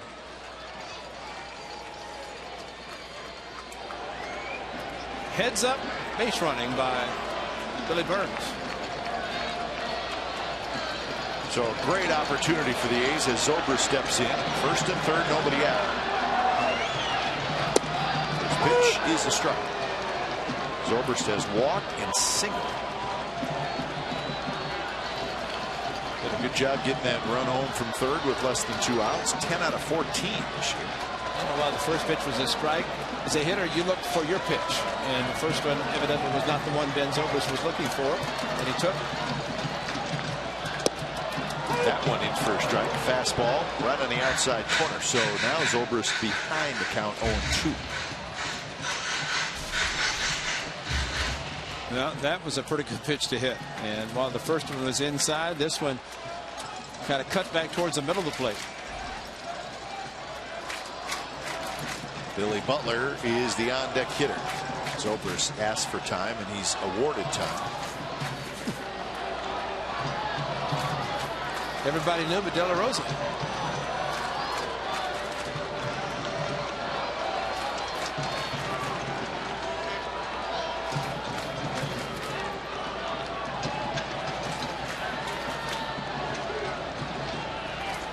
Two pitch, here it is, and it's tapped toward Arenado, who's coming home, and they're going to have Burns in a rundown. And now Burns is going to stay in the rundown long enough to allow Vogt to get to third, and now Zobrist is going to go to second, and they'll get it out at third. That is a great job by Billy Burns. And Burns is the runner that's called safe, and Vogt is out, so that's a good thing for the A's. But Billy Burns, with his speed, and for the Rockies to make as many throws as they did, Ben Zobrist at first was reluctant to go to second. And then eventually went with another throw. Billy Burns coming down. He knew he was in a rundown. He speed goes back. That's a bad throw there. This is another bad throw here. And this is even worse throw. But Billy Burns going back. De La Rosa knows that both guys are on the bag. And so Ben Zobrist round the bag and then hesitated, and then with all the rundowns, go. And he is able to go with being run back to third base. But that's a remarkable job by Billy Burns. That's what you want to see. Well, the A's didn't get the run home, but it certainly could have been a lot worse. Absolutely. With the right throw, it could have been a first and second and 1 out. And now they have to intentionally walk Billy Butler, and Fegley going to try to do something special here. So the bases will be loaded with 1 out.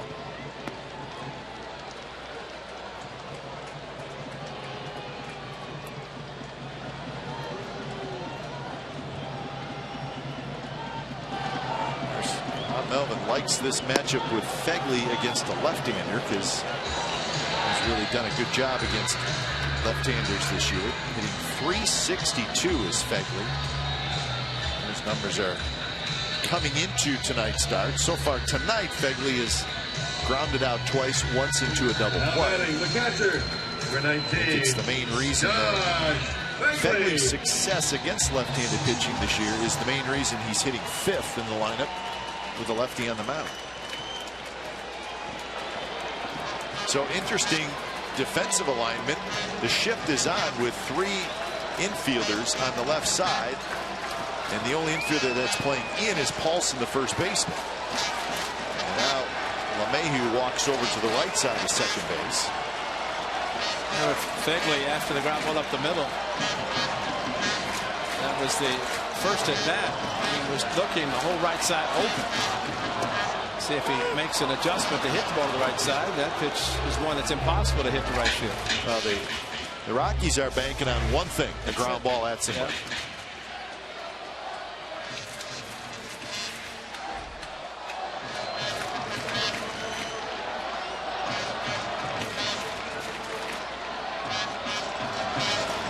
Fegley cues it, first base, and they're going to let it go foul. That ball had a lot of English on it, but Paulson did the right thing. Waited for it to go foul and then picked it up. So now Fegley behind in the count 0-2. Can't say it enough that there's one guy in trouble when the base is loaded less than 2 outs, and it's called the pitcher. But 2 pitches from De La Rosa have been perfectly thrown on inside corner, and then pulled the string again that Fegley just barely hit it off the end of the bat. Now some bullpen activity for the Rockies. 90th pitch coming up for De La Rosa.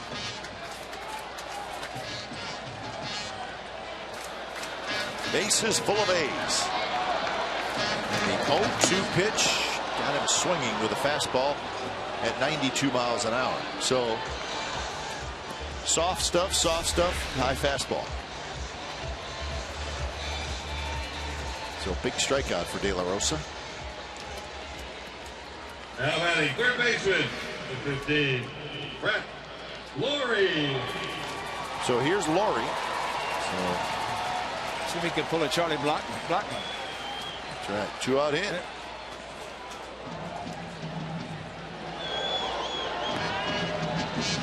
So Laurie's been good.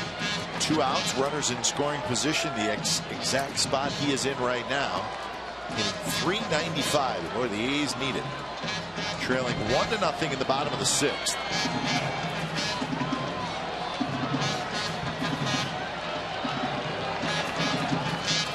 Burns at third, Zobrist at second, Butler at first. And here's the pitch, and it's bit outside.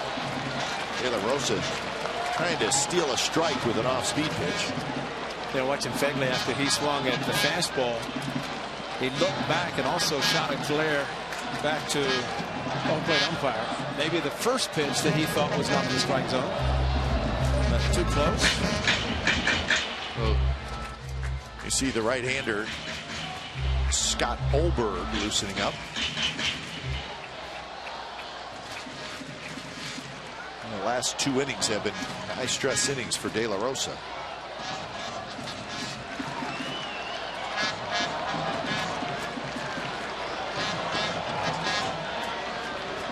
1-0 pitch is a strike. Pops out of the glove of McHenry. So 1-1 the count.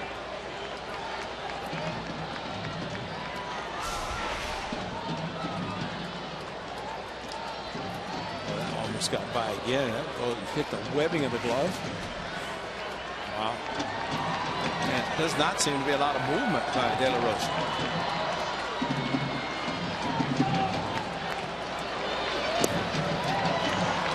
Good job blocking that one. Outfield pretty much straight away. Infield pretty much straight away for Laurie. Well, you miss one ball, which Henry did. Then you start thinking every pitch is going to be critical, and the bases loaded. They are. Good block that time. Nice recovery.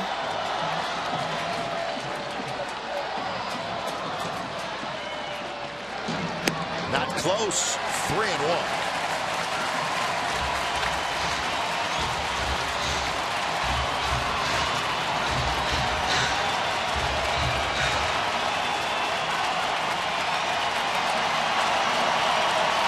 So De La Rosa has to throw a strike. Laurie knows it.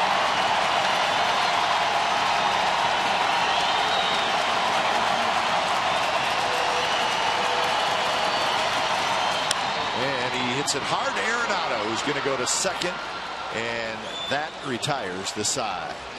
So a frustrating inning for the A's. They do not score. 1-0 after 6.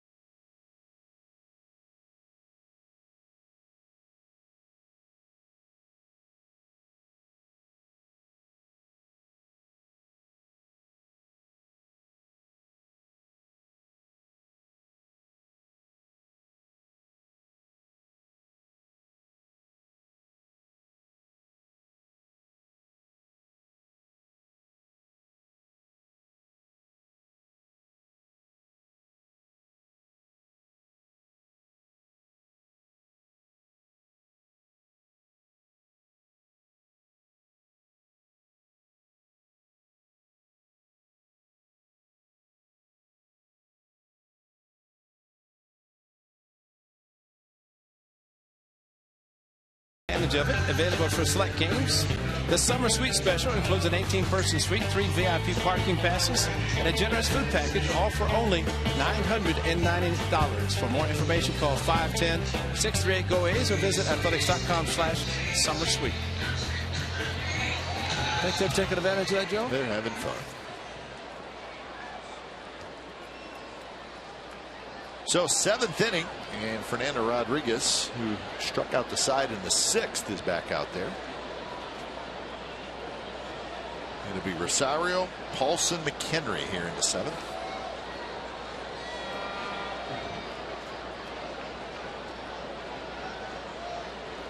First pitch is a strike on the outside corner. Rangers won tonight. They beat the Orioles 8-6. So that's second consecutive victory for the Rangers over the Orioles. We got Josh Hamilton back tonight. He had a couple of hits, started in left field. Chirinos homered, Chu homered. 2 more home runs for Moreland. Didn't he hit 2 last night? Yes, he did. So he got 4 home runs in his last 2 games. He's having a really nice year. At least he's hitting them against somebody other than the Yankees. Colby Lewis got the win. He's 8-3.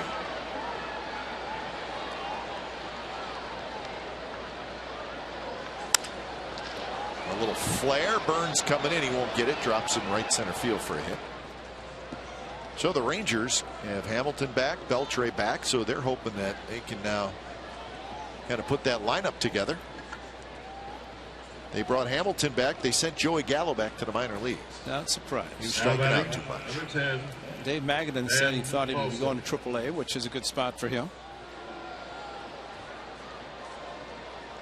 The Angels are leading the Yankees 2-1 in the 7th inning in Anaheim. Another home run for Albert Pujols, his 24th of the year.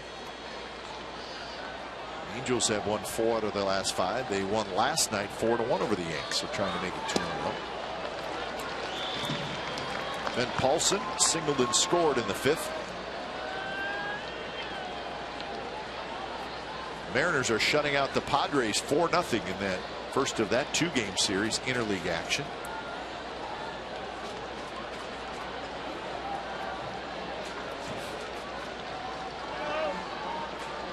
Young left-hander by the name of Mike Montgomery, who has pitched well for Seattle in a short time. He had a no-hitter through 6 innings tonight up in Seattle, but he gave up a hit in the 7th. Still pitching and working on a shutout against the Padres. 0-1 pitch, fouled straight back. So we'll keep a close eye on those 2 games. One in the 7th inning, one in the 8th inning.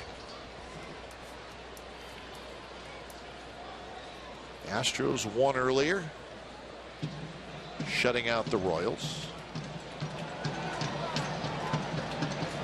So everybody's trying to keep pace then with the first place Astros.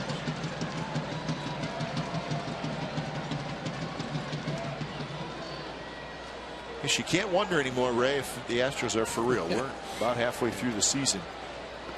They have the 2nd best record in the American League. Pitching well, hitting home runs. Well, their bullpen's been outstanding. Their starters are doing a great job, and they built up their bullpen, and we've seen that, and they've continued to pitch well. I mean, they've just completely overhauled their bullpen. They have a lead. They don't lose many of them.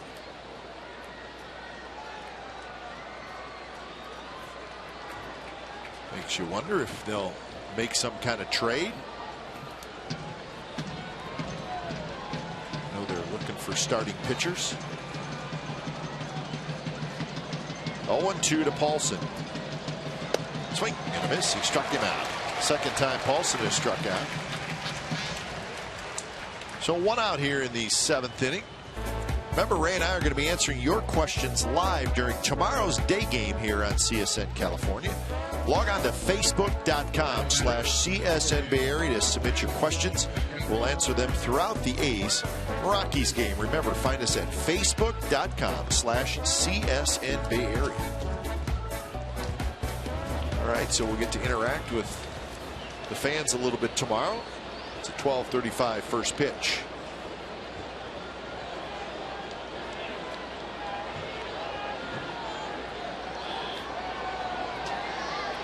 So with 1 out, and Michael McHenry steps in.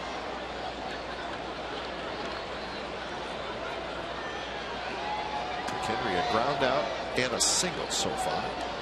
6 hits for the Rockies.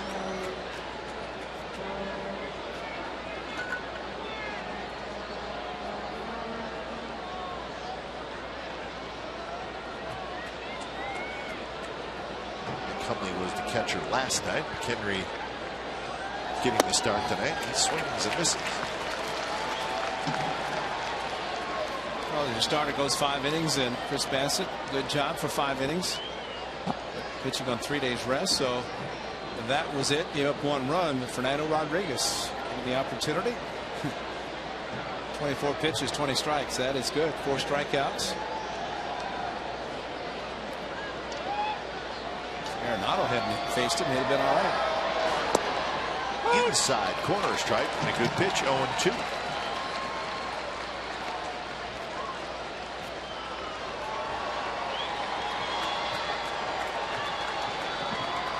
Rodriguez trying to get through 2 innings of work.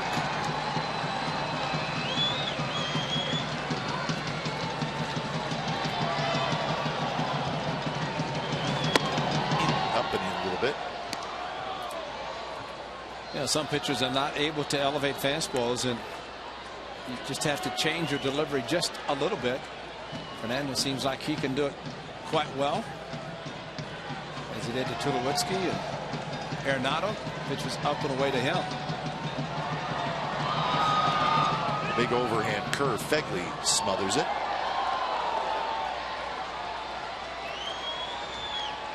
Stephen Vogt hasn't been hit yet tonight. Not yet. Got some time yet, though. Curveball. Great job by Fegley, and gives a lot of credit to Marcus Jensen, the A's assistant hitting coach and catching coach. These are almost the halfway mark, and they're still working on blocking balls before every game.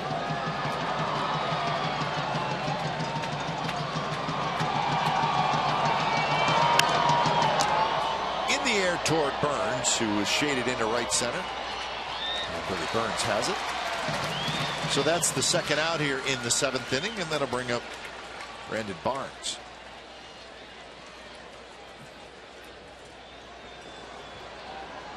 Number 1, Brandon Barnes. Phil Flaherty for the 3rd time gets out.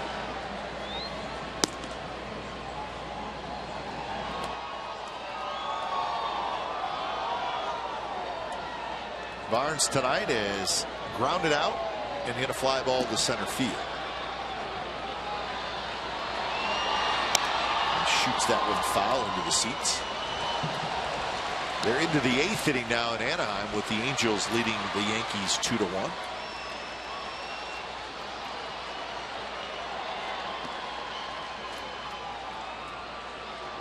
A tight AL East. Baltimore lost, Tampa Bay lost, Blue Jays lost. Yankees are losing. In for a strike, and it's 0-2. So Barnes took a fastball right down the middle. So he's going to regroup.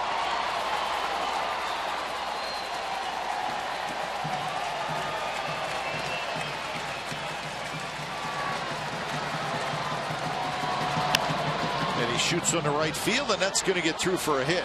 Rosario's going to try for 3rd. Here's Fold's throw. It's offline.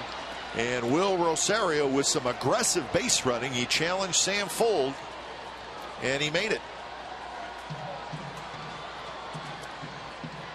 Another curveball after a couple of pretty good fastballs, and Brandon Barnes taking advantage of the slower pitch. And you're right, Sam Fold got to be accurate with the throw, and he was just a little bit offline, but they were able to get to the ball okay. This is where a pitcher has to back up 3rd and hurry to get over to 3rd base and back up because of the foul territory. I think Sam is not thinking Rosario is going to be running, and I don't think it would have made much difference, but with the ball hit the right side, 2 outs, Rosario going on contact. But so here's DJ LeMahieu. Curveball that was hit for a base hit and drove in the only run, and now another curveball after 2 strikes and 2 good fastballs. LeMahieu, a ground out and a strikeout. And that one to the backstop. And here comes Rosario, and he will score, and it's 2-0 Colorado. There's your aggressive base runner right there.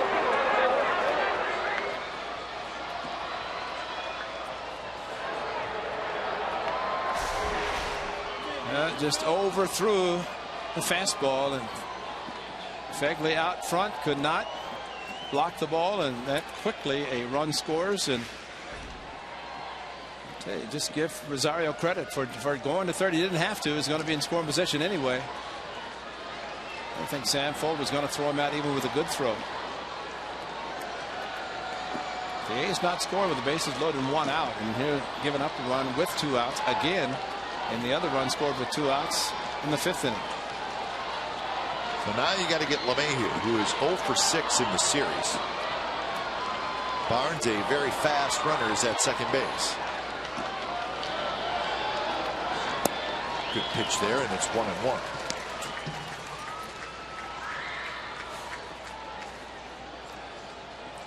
So 33 pitches for Fernando Rodriguez.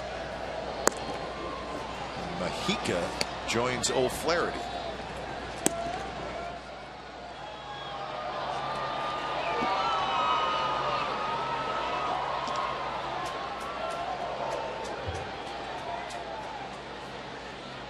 Baseball frustrating, isn't it, Ray? You got a runner at first, 2 outs. Get ahead in the count. In fact, it was 0-2 to Bonds. It was. And he gets a base hit. Rosario goes to third, and then a wild pitch. You think you have the inning under control, and quickly it gets out of control. And again, remember the pitches to Barnes. Fastball hit over the first base dugout. And the second fastball down the middle, thrown hard. And then the curveball hits to right field. So same sequence to Blackman in the 5th inning.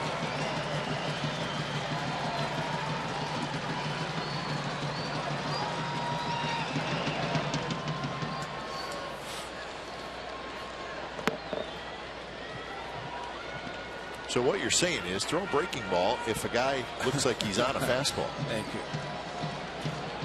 Yeah, that would be the best thing to do. And watch the hitter. Whether pitcher, catcher, somebody watch the hitter. He'll tell you what he's trying to do. Fegley's dying to throw it down to second base because Barnes is getting a pretty big secondary lead, but he's got to have somebody to throw it to.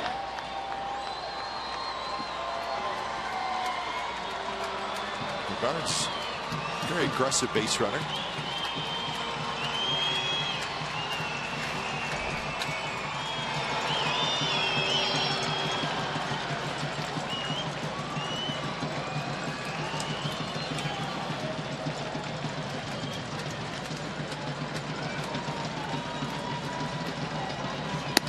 And now 3-2. On deck is Blackman, a left-handed hitter.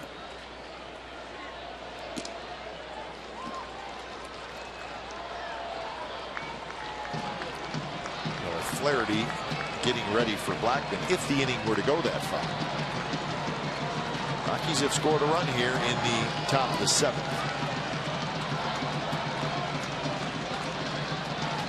Swing and a miss. He struck him out. So LeMahieu struggles continue. He's hitless in the series, but a run on a wild pitch. So 7th inning stretch. It's the Rockies 2 and the A's nothing.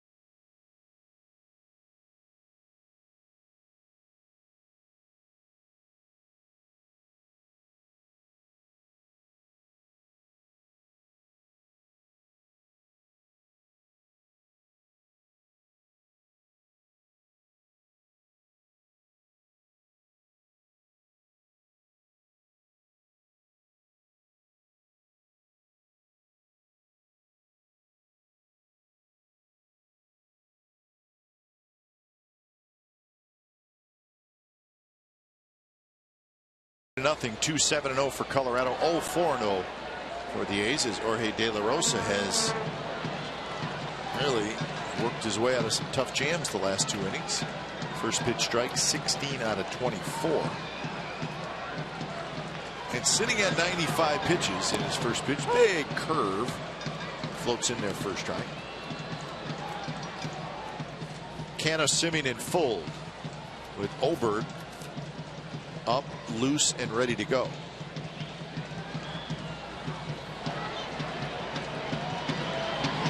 Outside. And we were reminded that John Axford, the closer for the Rockies, on bereavement, so he is not here and available. So the Rockies had to make a couple of moves to fortify the bullpen, but their main guy, the closer, Axford, who stepped into the role, has done a good job. Canna rolls it to Arenado. He gets a nice hop, fires it across, and that's the first out. Somewhere Brooks Robinson has to be smiling. Brooks Robinson, the human vacuum cleaner for many years, 16 Gold Gloves, American League Hall of Famer. He has to watch Arenado and think this guy's got a chance. And Manny Machado, also a very good third baseman with the Orioles. I'm sure Brooksy watches, but Arenado, if you don't see him in real life, you see a lot of highlights, and he may have already won the Gold Glove this year. You may be right. Well, Walt Weiss was trying to think during his career on some of the third basemen. He said, I can't place anybody above Arenado. And Walt played with some very good third basemen, or against them. Scott Rowland in particular. Matt Williams also played third. And he's got a chance to watch Arenado every day, and he said he's the best he's ever seen. 1-1 to Semien. High in the air, right center. Blackman, the center fielder, tells Carlos Gonzalez that he's got it, and he does. So 2 outs here in the 7th inning, and that'll bring up Sam Full.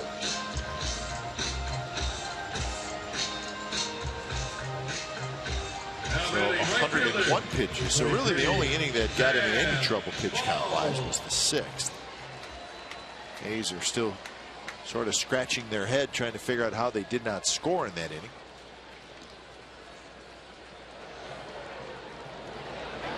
Sam Full takes a fastball a little high.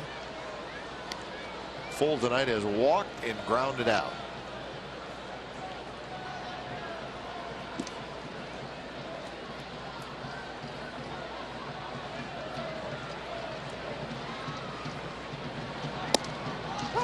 It looked like a 1-0 changeup. It just dropped right in there in the inside corner. Reddick not in the lineup tonight, but the gloves are on. The bat is there, so he's ready. On the infield, little pop. Tulowitzki's under it. So De La Rosa has retired 5 straight. He's finishing strong, and we're going to the 8th. 2-0 Rockies.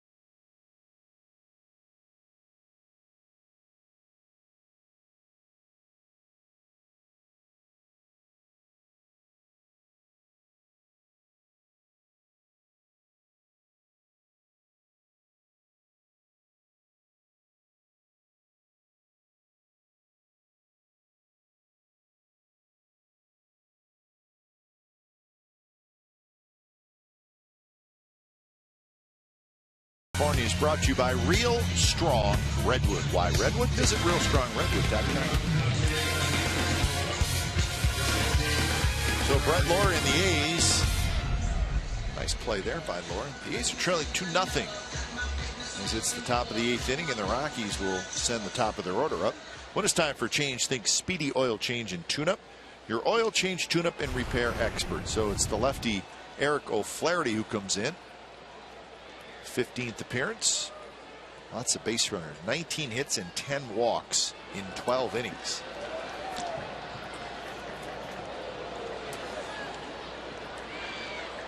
And the first pitch is a fastball on the outside corner for a strike. Blackman a big hit. RBI single with 2 outs in the 5th inning for the first run of the game.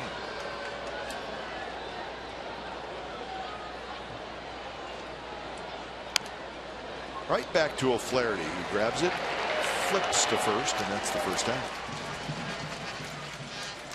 16th annual Root Beer Float Day is set for Wednesday, July the 22nd. A's players, coaches, local celebrities, and more will serve fans root beer floats for $3 each. Proceeds benefit JDRF, adding to the more than $400,000 the event has raised throughout the years. Sugar-free floats will be available. Special thanks to Dreyer's Ice Cream and Zevia, the zero-calorie soda for product donation. Admission is free with a game ticket. As always, that will be a night game. Here's Tulowitzki, who takes a pitch a little bit low. Had a great performance tonight in St. Louis by Chris Sale.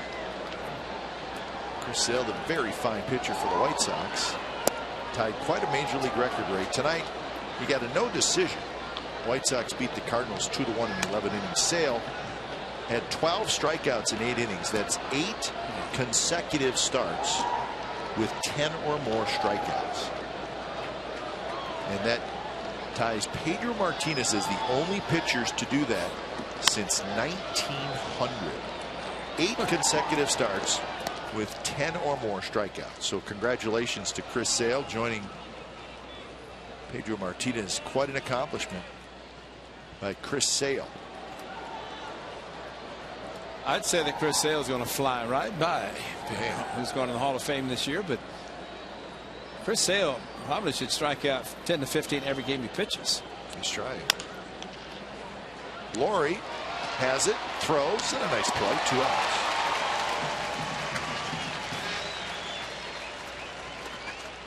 And that'll bring him Arenado. This time Lawrie ranging to his left with a high chopper, and a quick release, strong arm. This time very accurate to Stephen Vogt.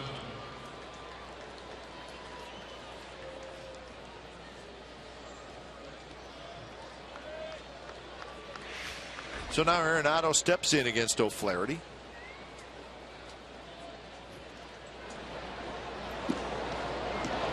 And the first pitch is the first strike. Indians beat the Rays 6-2 in Florida. Salazar over Ramirez. The Rays are struggling some. They have lost 7 out of their last 9. 42-37. Who's going to win the AL East? Who knows? The top 4 teams, Baltimore, Tampa Bay, New York, Toronto, are all within 1 game of each other. Conley, the right-hander, starts to throw.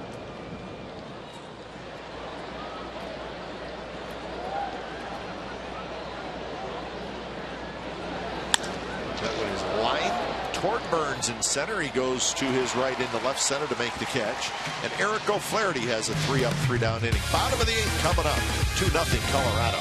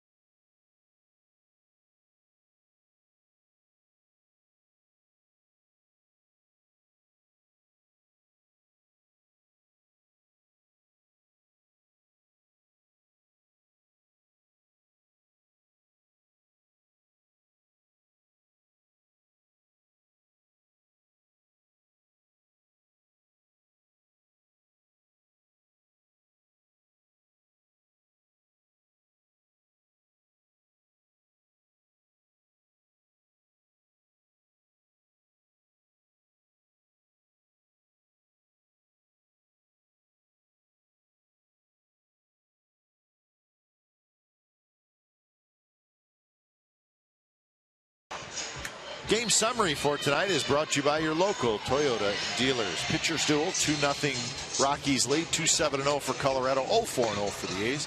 De La Rosa is done after 7 shutout innings and 104 pitches.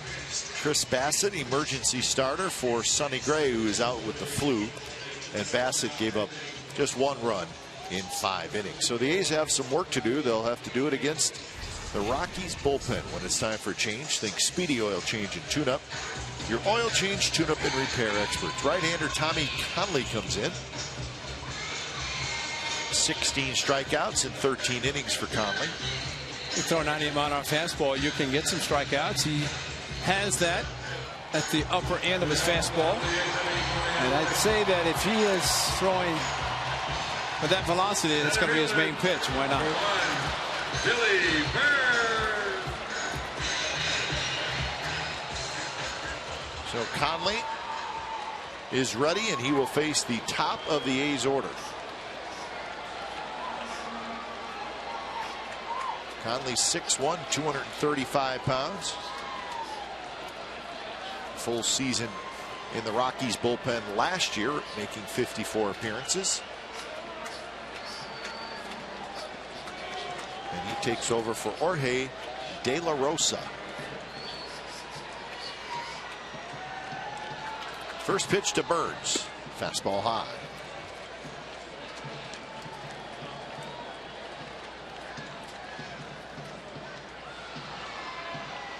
Burns has a single, a ground out, and a fly out.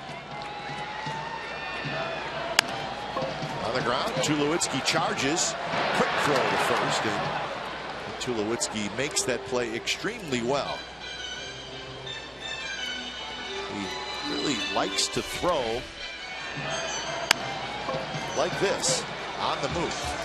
Does it extremely well. And a lot on the throw. He knows if he goes over the top. The ball's hit on the left side of the infield between Tulowitzki and Arenado.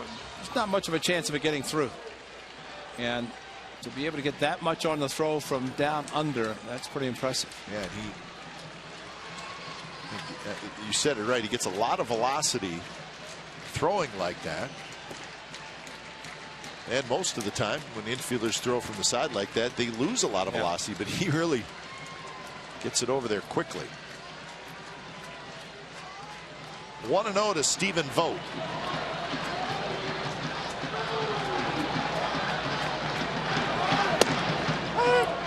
Mariners finished off the shutout of the Padres 5-0 in San Diego. Tulowitzki again, and the transfer and a bullet, and plus he didn't throw a sinker. Something also that you always worry about. There was no sinker. No, threw it too hard to sink. It really is a bit of a unique throwing style, and granted he's on the run, on the move, but he does it a lot. Well, if he's got a lot of folks in the stands, a lot of fans, or passes, he's impressing them. Yep. Whether over across the bay or here. And a 1-2 pitch with a lot of movement, and Vogt swings and misses. Still Stephen Vogt 0 for 3 with a walk, 2 outs. Like that two-seamer just pulled the string, and great movement down away from the left hand. Number 18, Van Zobrist. So 7 consecutive A's hitters have been retired. De La Rosa retired the final 5 that he faced, and now 2 here by Tommy Conley.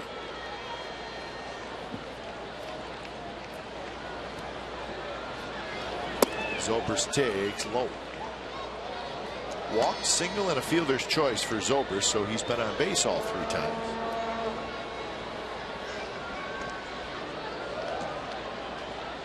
One for 6 in the series.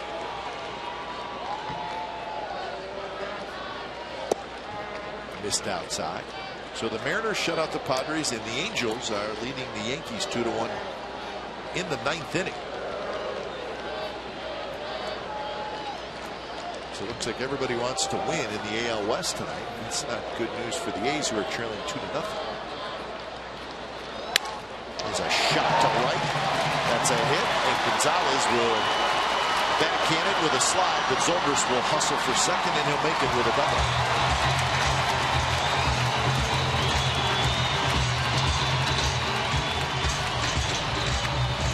Okay, the A's bring the time run to the plate. This pitch elevated, and Zobrist, who is a couple of hits tonight, as he did in his second at bat. Pitch was elevated, singled sharply to left field. This time from the left side, and doubled to right field.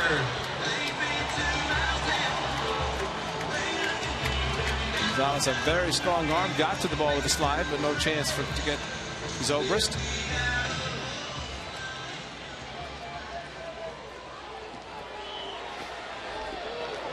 So Butler gets a chance to knock in a run. He's now 5 hits. They've stranded 6 through the first 7 innings.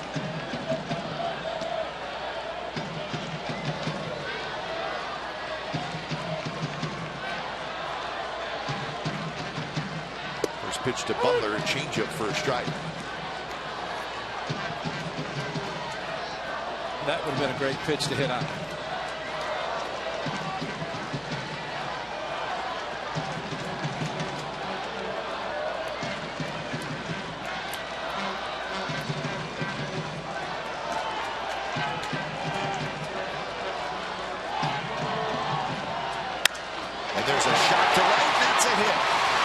Gonzalez picks it up. His throw to the plate is not in time. Zobrist just got in, and the A's are on the board. It's 2-1. Well, what a throw by Carlos Gonzalez, but it was just a touch late. No, and Ben Zobrist fortunate with 2 outs, could break on contact again. Billy Butler going opposite field. Home run last night to center field, but you're right, Carlos Gonzalez. What a strong, accurate throw. One hop handled nicely by McKendry, and just a little bit late. It was on the line so much that Billy Butler could not go to second on the throw to the plate. McKendry thought, as he backed up, to take a better hop, and maybe by doing that he got the ball. But if he takes it in front of the plate, he has to take short hop. Better chance there. But Carlos Gonzalez showing it off. And that's an interesting move by McKendry to go behind the plate and then take the better hop, but having to reach back to get Zobrist. Butler said, let me have time. No, let me just get a base hit.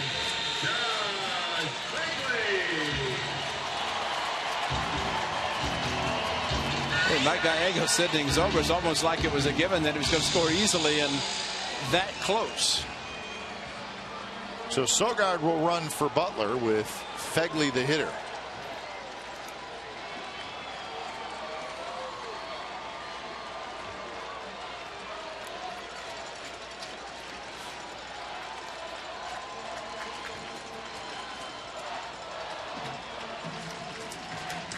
First pitch to Fegley is in the dirt.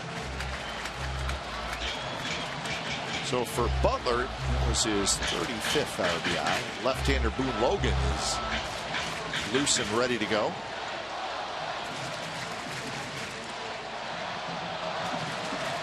You figure if Bob Melvin goes to either of his left-handed hitters, Reddick and Davis, Boone Logan's going to be ready for either of those 2 guys.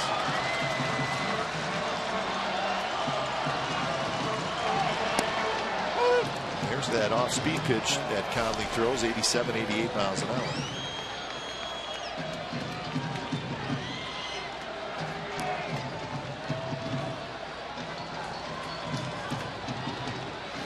So that pitch that he's throwing, Ray, at 86, 87, 88, I think it's a changeup. Yeah.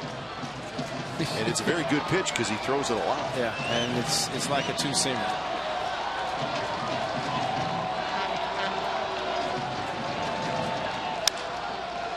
It is again. He throws it very hard, and it's got that downward movement. So 1-2 to Fegley, who has grounded out twice and struck out once. He hit into a double play on one of those ground outs. That's a change split. So that's a combination. That's why it's thrown so hard. And going down, he throws it. I mean, he throws his fastball at 98. And the change split at about 88 to 90. So not much of a differential, but still great movement going down. And there it is again. So he keeps throwing it. That was a hanger. Tyler Clippard a long inning last night to get some work. Back up and ready to go. There it is again, just out in front of it.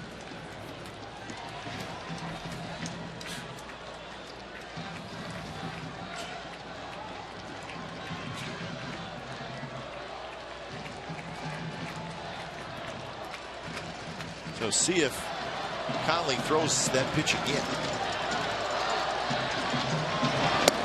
And he went with a fastball at 96 miles an hour, and he strikes out Fegley. A run for the A's on the Butler single. So we're on to the ninth. Rockies 2, A's 1.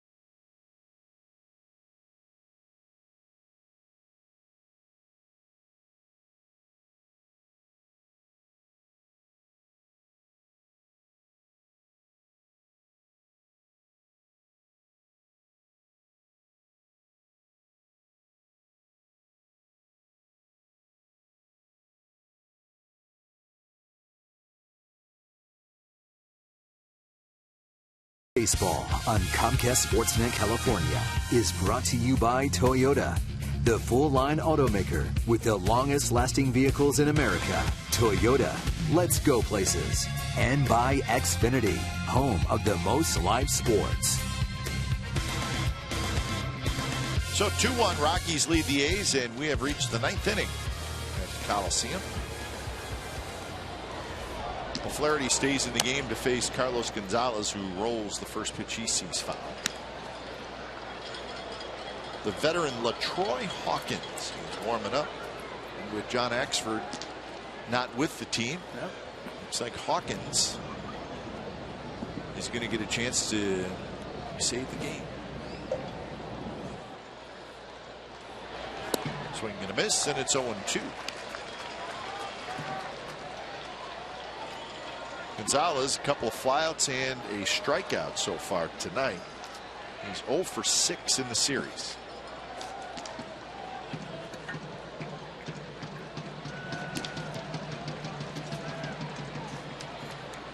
Gonzalez has battled injuries again this year.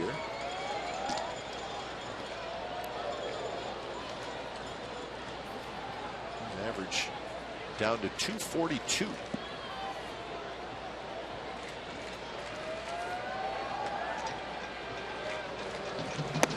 Got him swinging. So for the A's pitching staff, that's their 9th strikeout. Well, the last one for Eric O'Flaherty, but a good job. 4 batters, 4 outs. That's a nice confidence boost for the A's left-hander, following Fernando Rodriguez, who struck out 5 himself.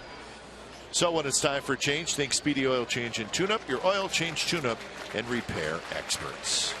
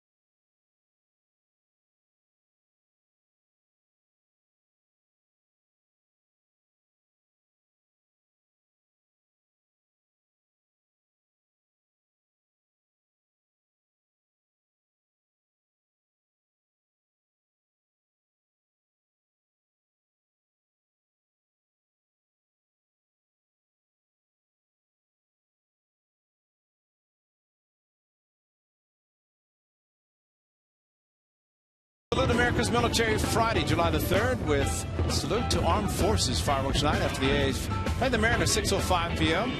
Fans can watch the postgame fireworks from the outfield grass, but as always, on-field capacity is limited. Get your tickets today at athletics.com/fireworks. Today, tonight, tomorrow, and it's Friday will be the night.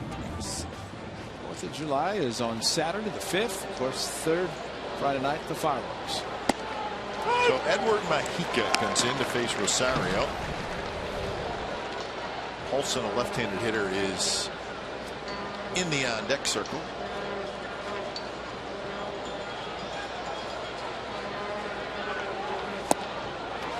And now it's 0-2.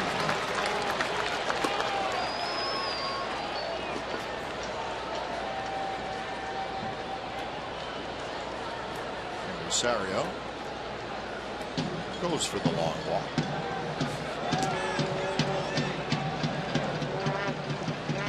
One for 3 with a single and a run scored. Fouls this one back.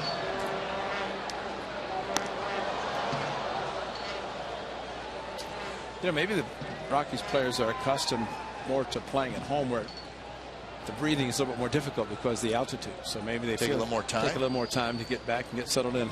Batter spots. Possibility. Got to think of some reason. Yeah. To spend their time in between pitches. Foul back again.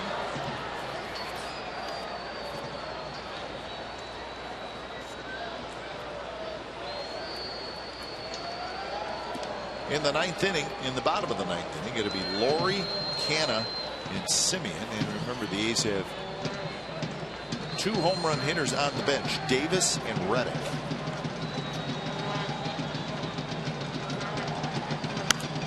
Another foul ball. This one same spot. And a point you made last inning,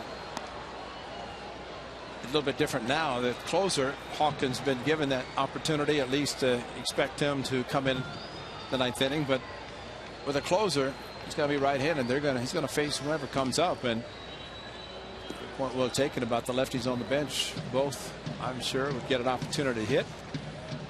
Laurie leads off, Cannon, then Simeon and Fold. I think Laurie's going to hit, and maybe after that we'll see the pinch hitters.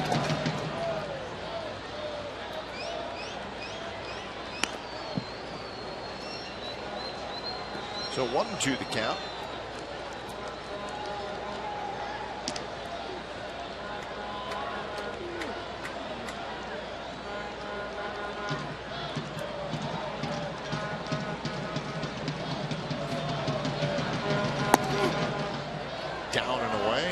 Rosario is able to hold.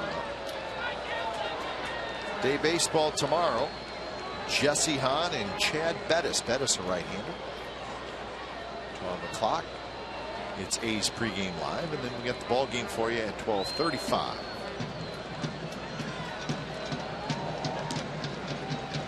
Should be a nice, another beautiful day. This is a pop-up that should be playable, as the right fielder Sam Fold is under it. So Rosario is retired. 2 outs here in the top of the 9th inning, with the Rockies leading 2-1.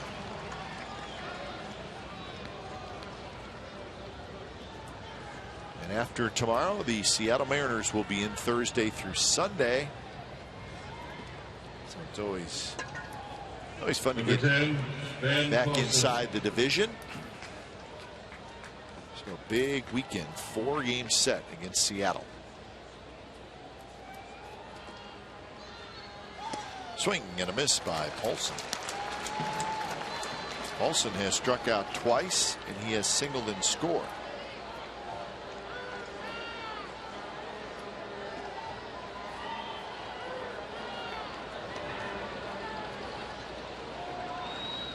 Swing and a miss. Paulson lots of swings and misses tonight. Looks like Mojica going to the splitter, shaking to the splitter, which was a good one. And there it's a strike.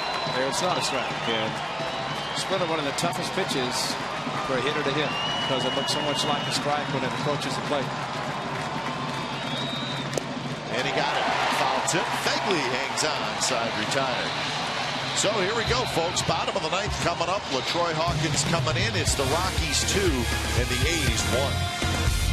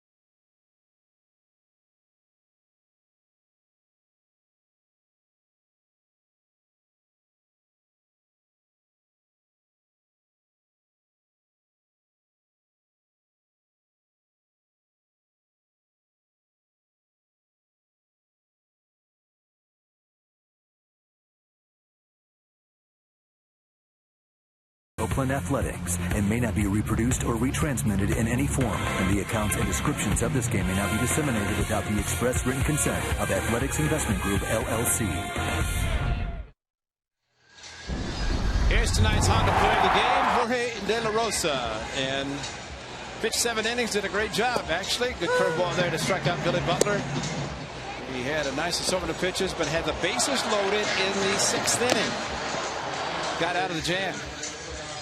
Had first and third, ground ball, and then had a big strikeout with a loaded and then a force out. So what Wise trying to end that streak? What, 14 consecutive road loss? Right. Interleague road losses. So here is the veteran, and I mean veteran, LaTroy Hawkins. He's 42 years old. This is his 19th season in the big leagues. Second straight year here with the Rockies as he faces the pinch hitter Reddick. So Reddick is hitting for Laurie. And the first pitch, swing and a miss. 92 miles an hour from Hawkins. Hawkins, as long as he's been around, still possesses a good fastball. He'll dial it up at about 95. So going straight to the pinch hitter. Mike Davis walking around trying to get loose. So now it's 0-2.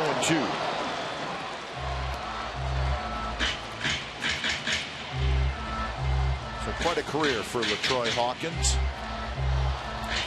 Been with the Twins, the Giants, the Orioles, the Rockies, Yankees, Astros, Brewers, Angels, Yankees, Rockies. How about that? And the funny thing is, Ray, is everywhere he's pitched, even as he's gotten older, he's been pretty good. That's right. Well, you throw a fastball in the low to mid 90s consistently, I don't care how old you are, you're going to get some outs, and especially the experience closing, and Walt Weiss going to him with Axford not here. He's got 125 career saves. Most of his career he's been a setup man.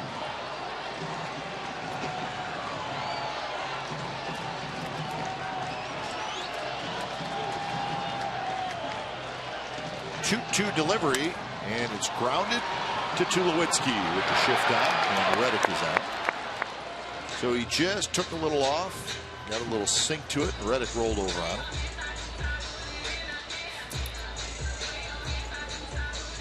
Now batting left fielder, number 20, Mark Canha.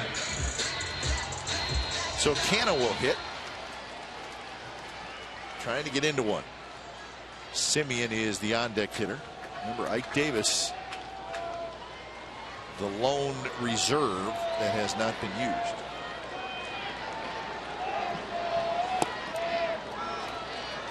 So 1-0 to Canha, who's 0 for 3, 3 ground ball outs. One of them a double play.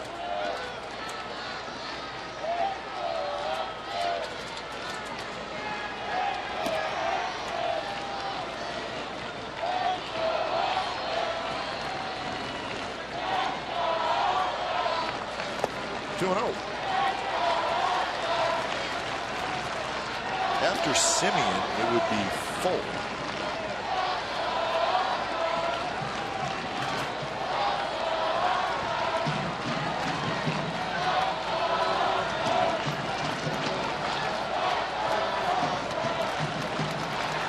So Canha in a good spot, 2-0.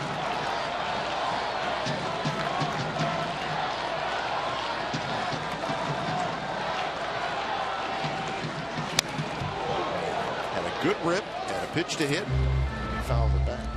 You know, with John Axford not available and Hawkins pitching with a lefty warming up the bullpen, so this is not your normal closer in there no matter who comes up, and maybe that's why Bob Miller is holding off with Ike Davis, because the lefty is in the bullpen. Yep, Boone Logan. Yeah, so maybe for Walt Weiss having his closer not available, decided to go based on matchups and whoever is going to be hitting. High fastball is popped up. Tulowitzki is there, and that's the second out here in the 9th inning. He's down to their final out. So it'll be Simeon. Well, a high fastball, and Hawkins, the veteran, of course, alternating his delivery, not coming to the full set position out of the stretch, which he doesn't have to.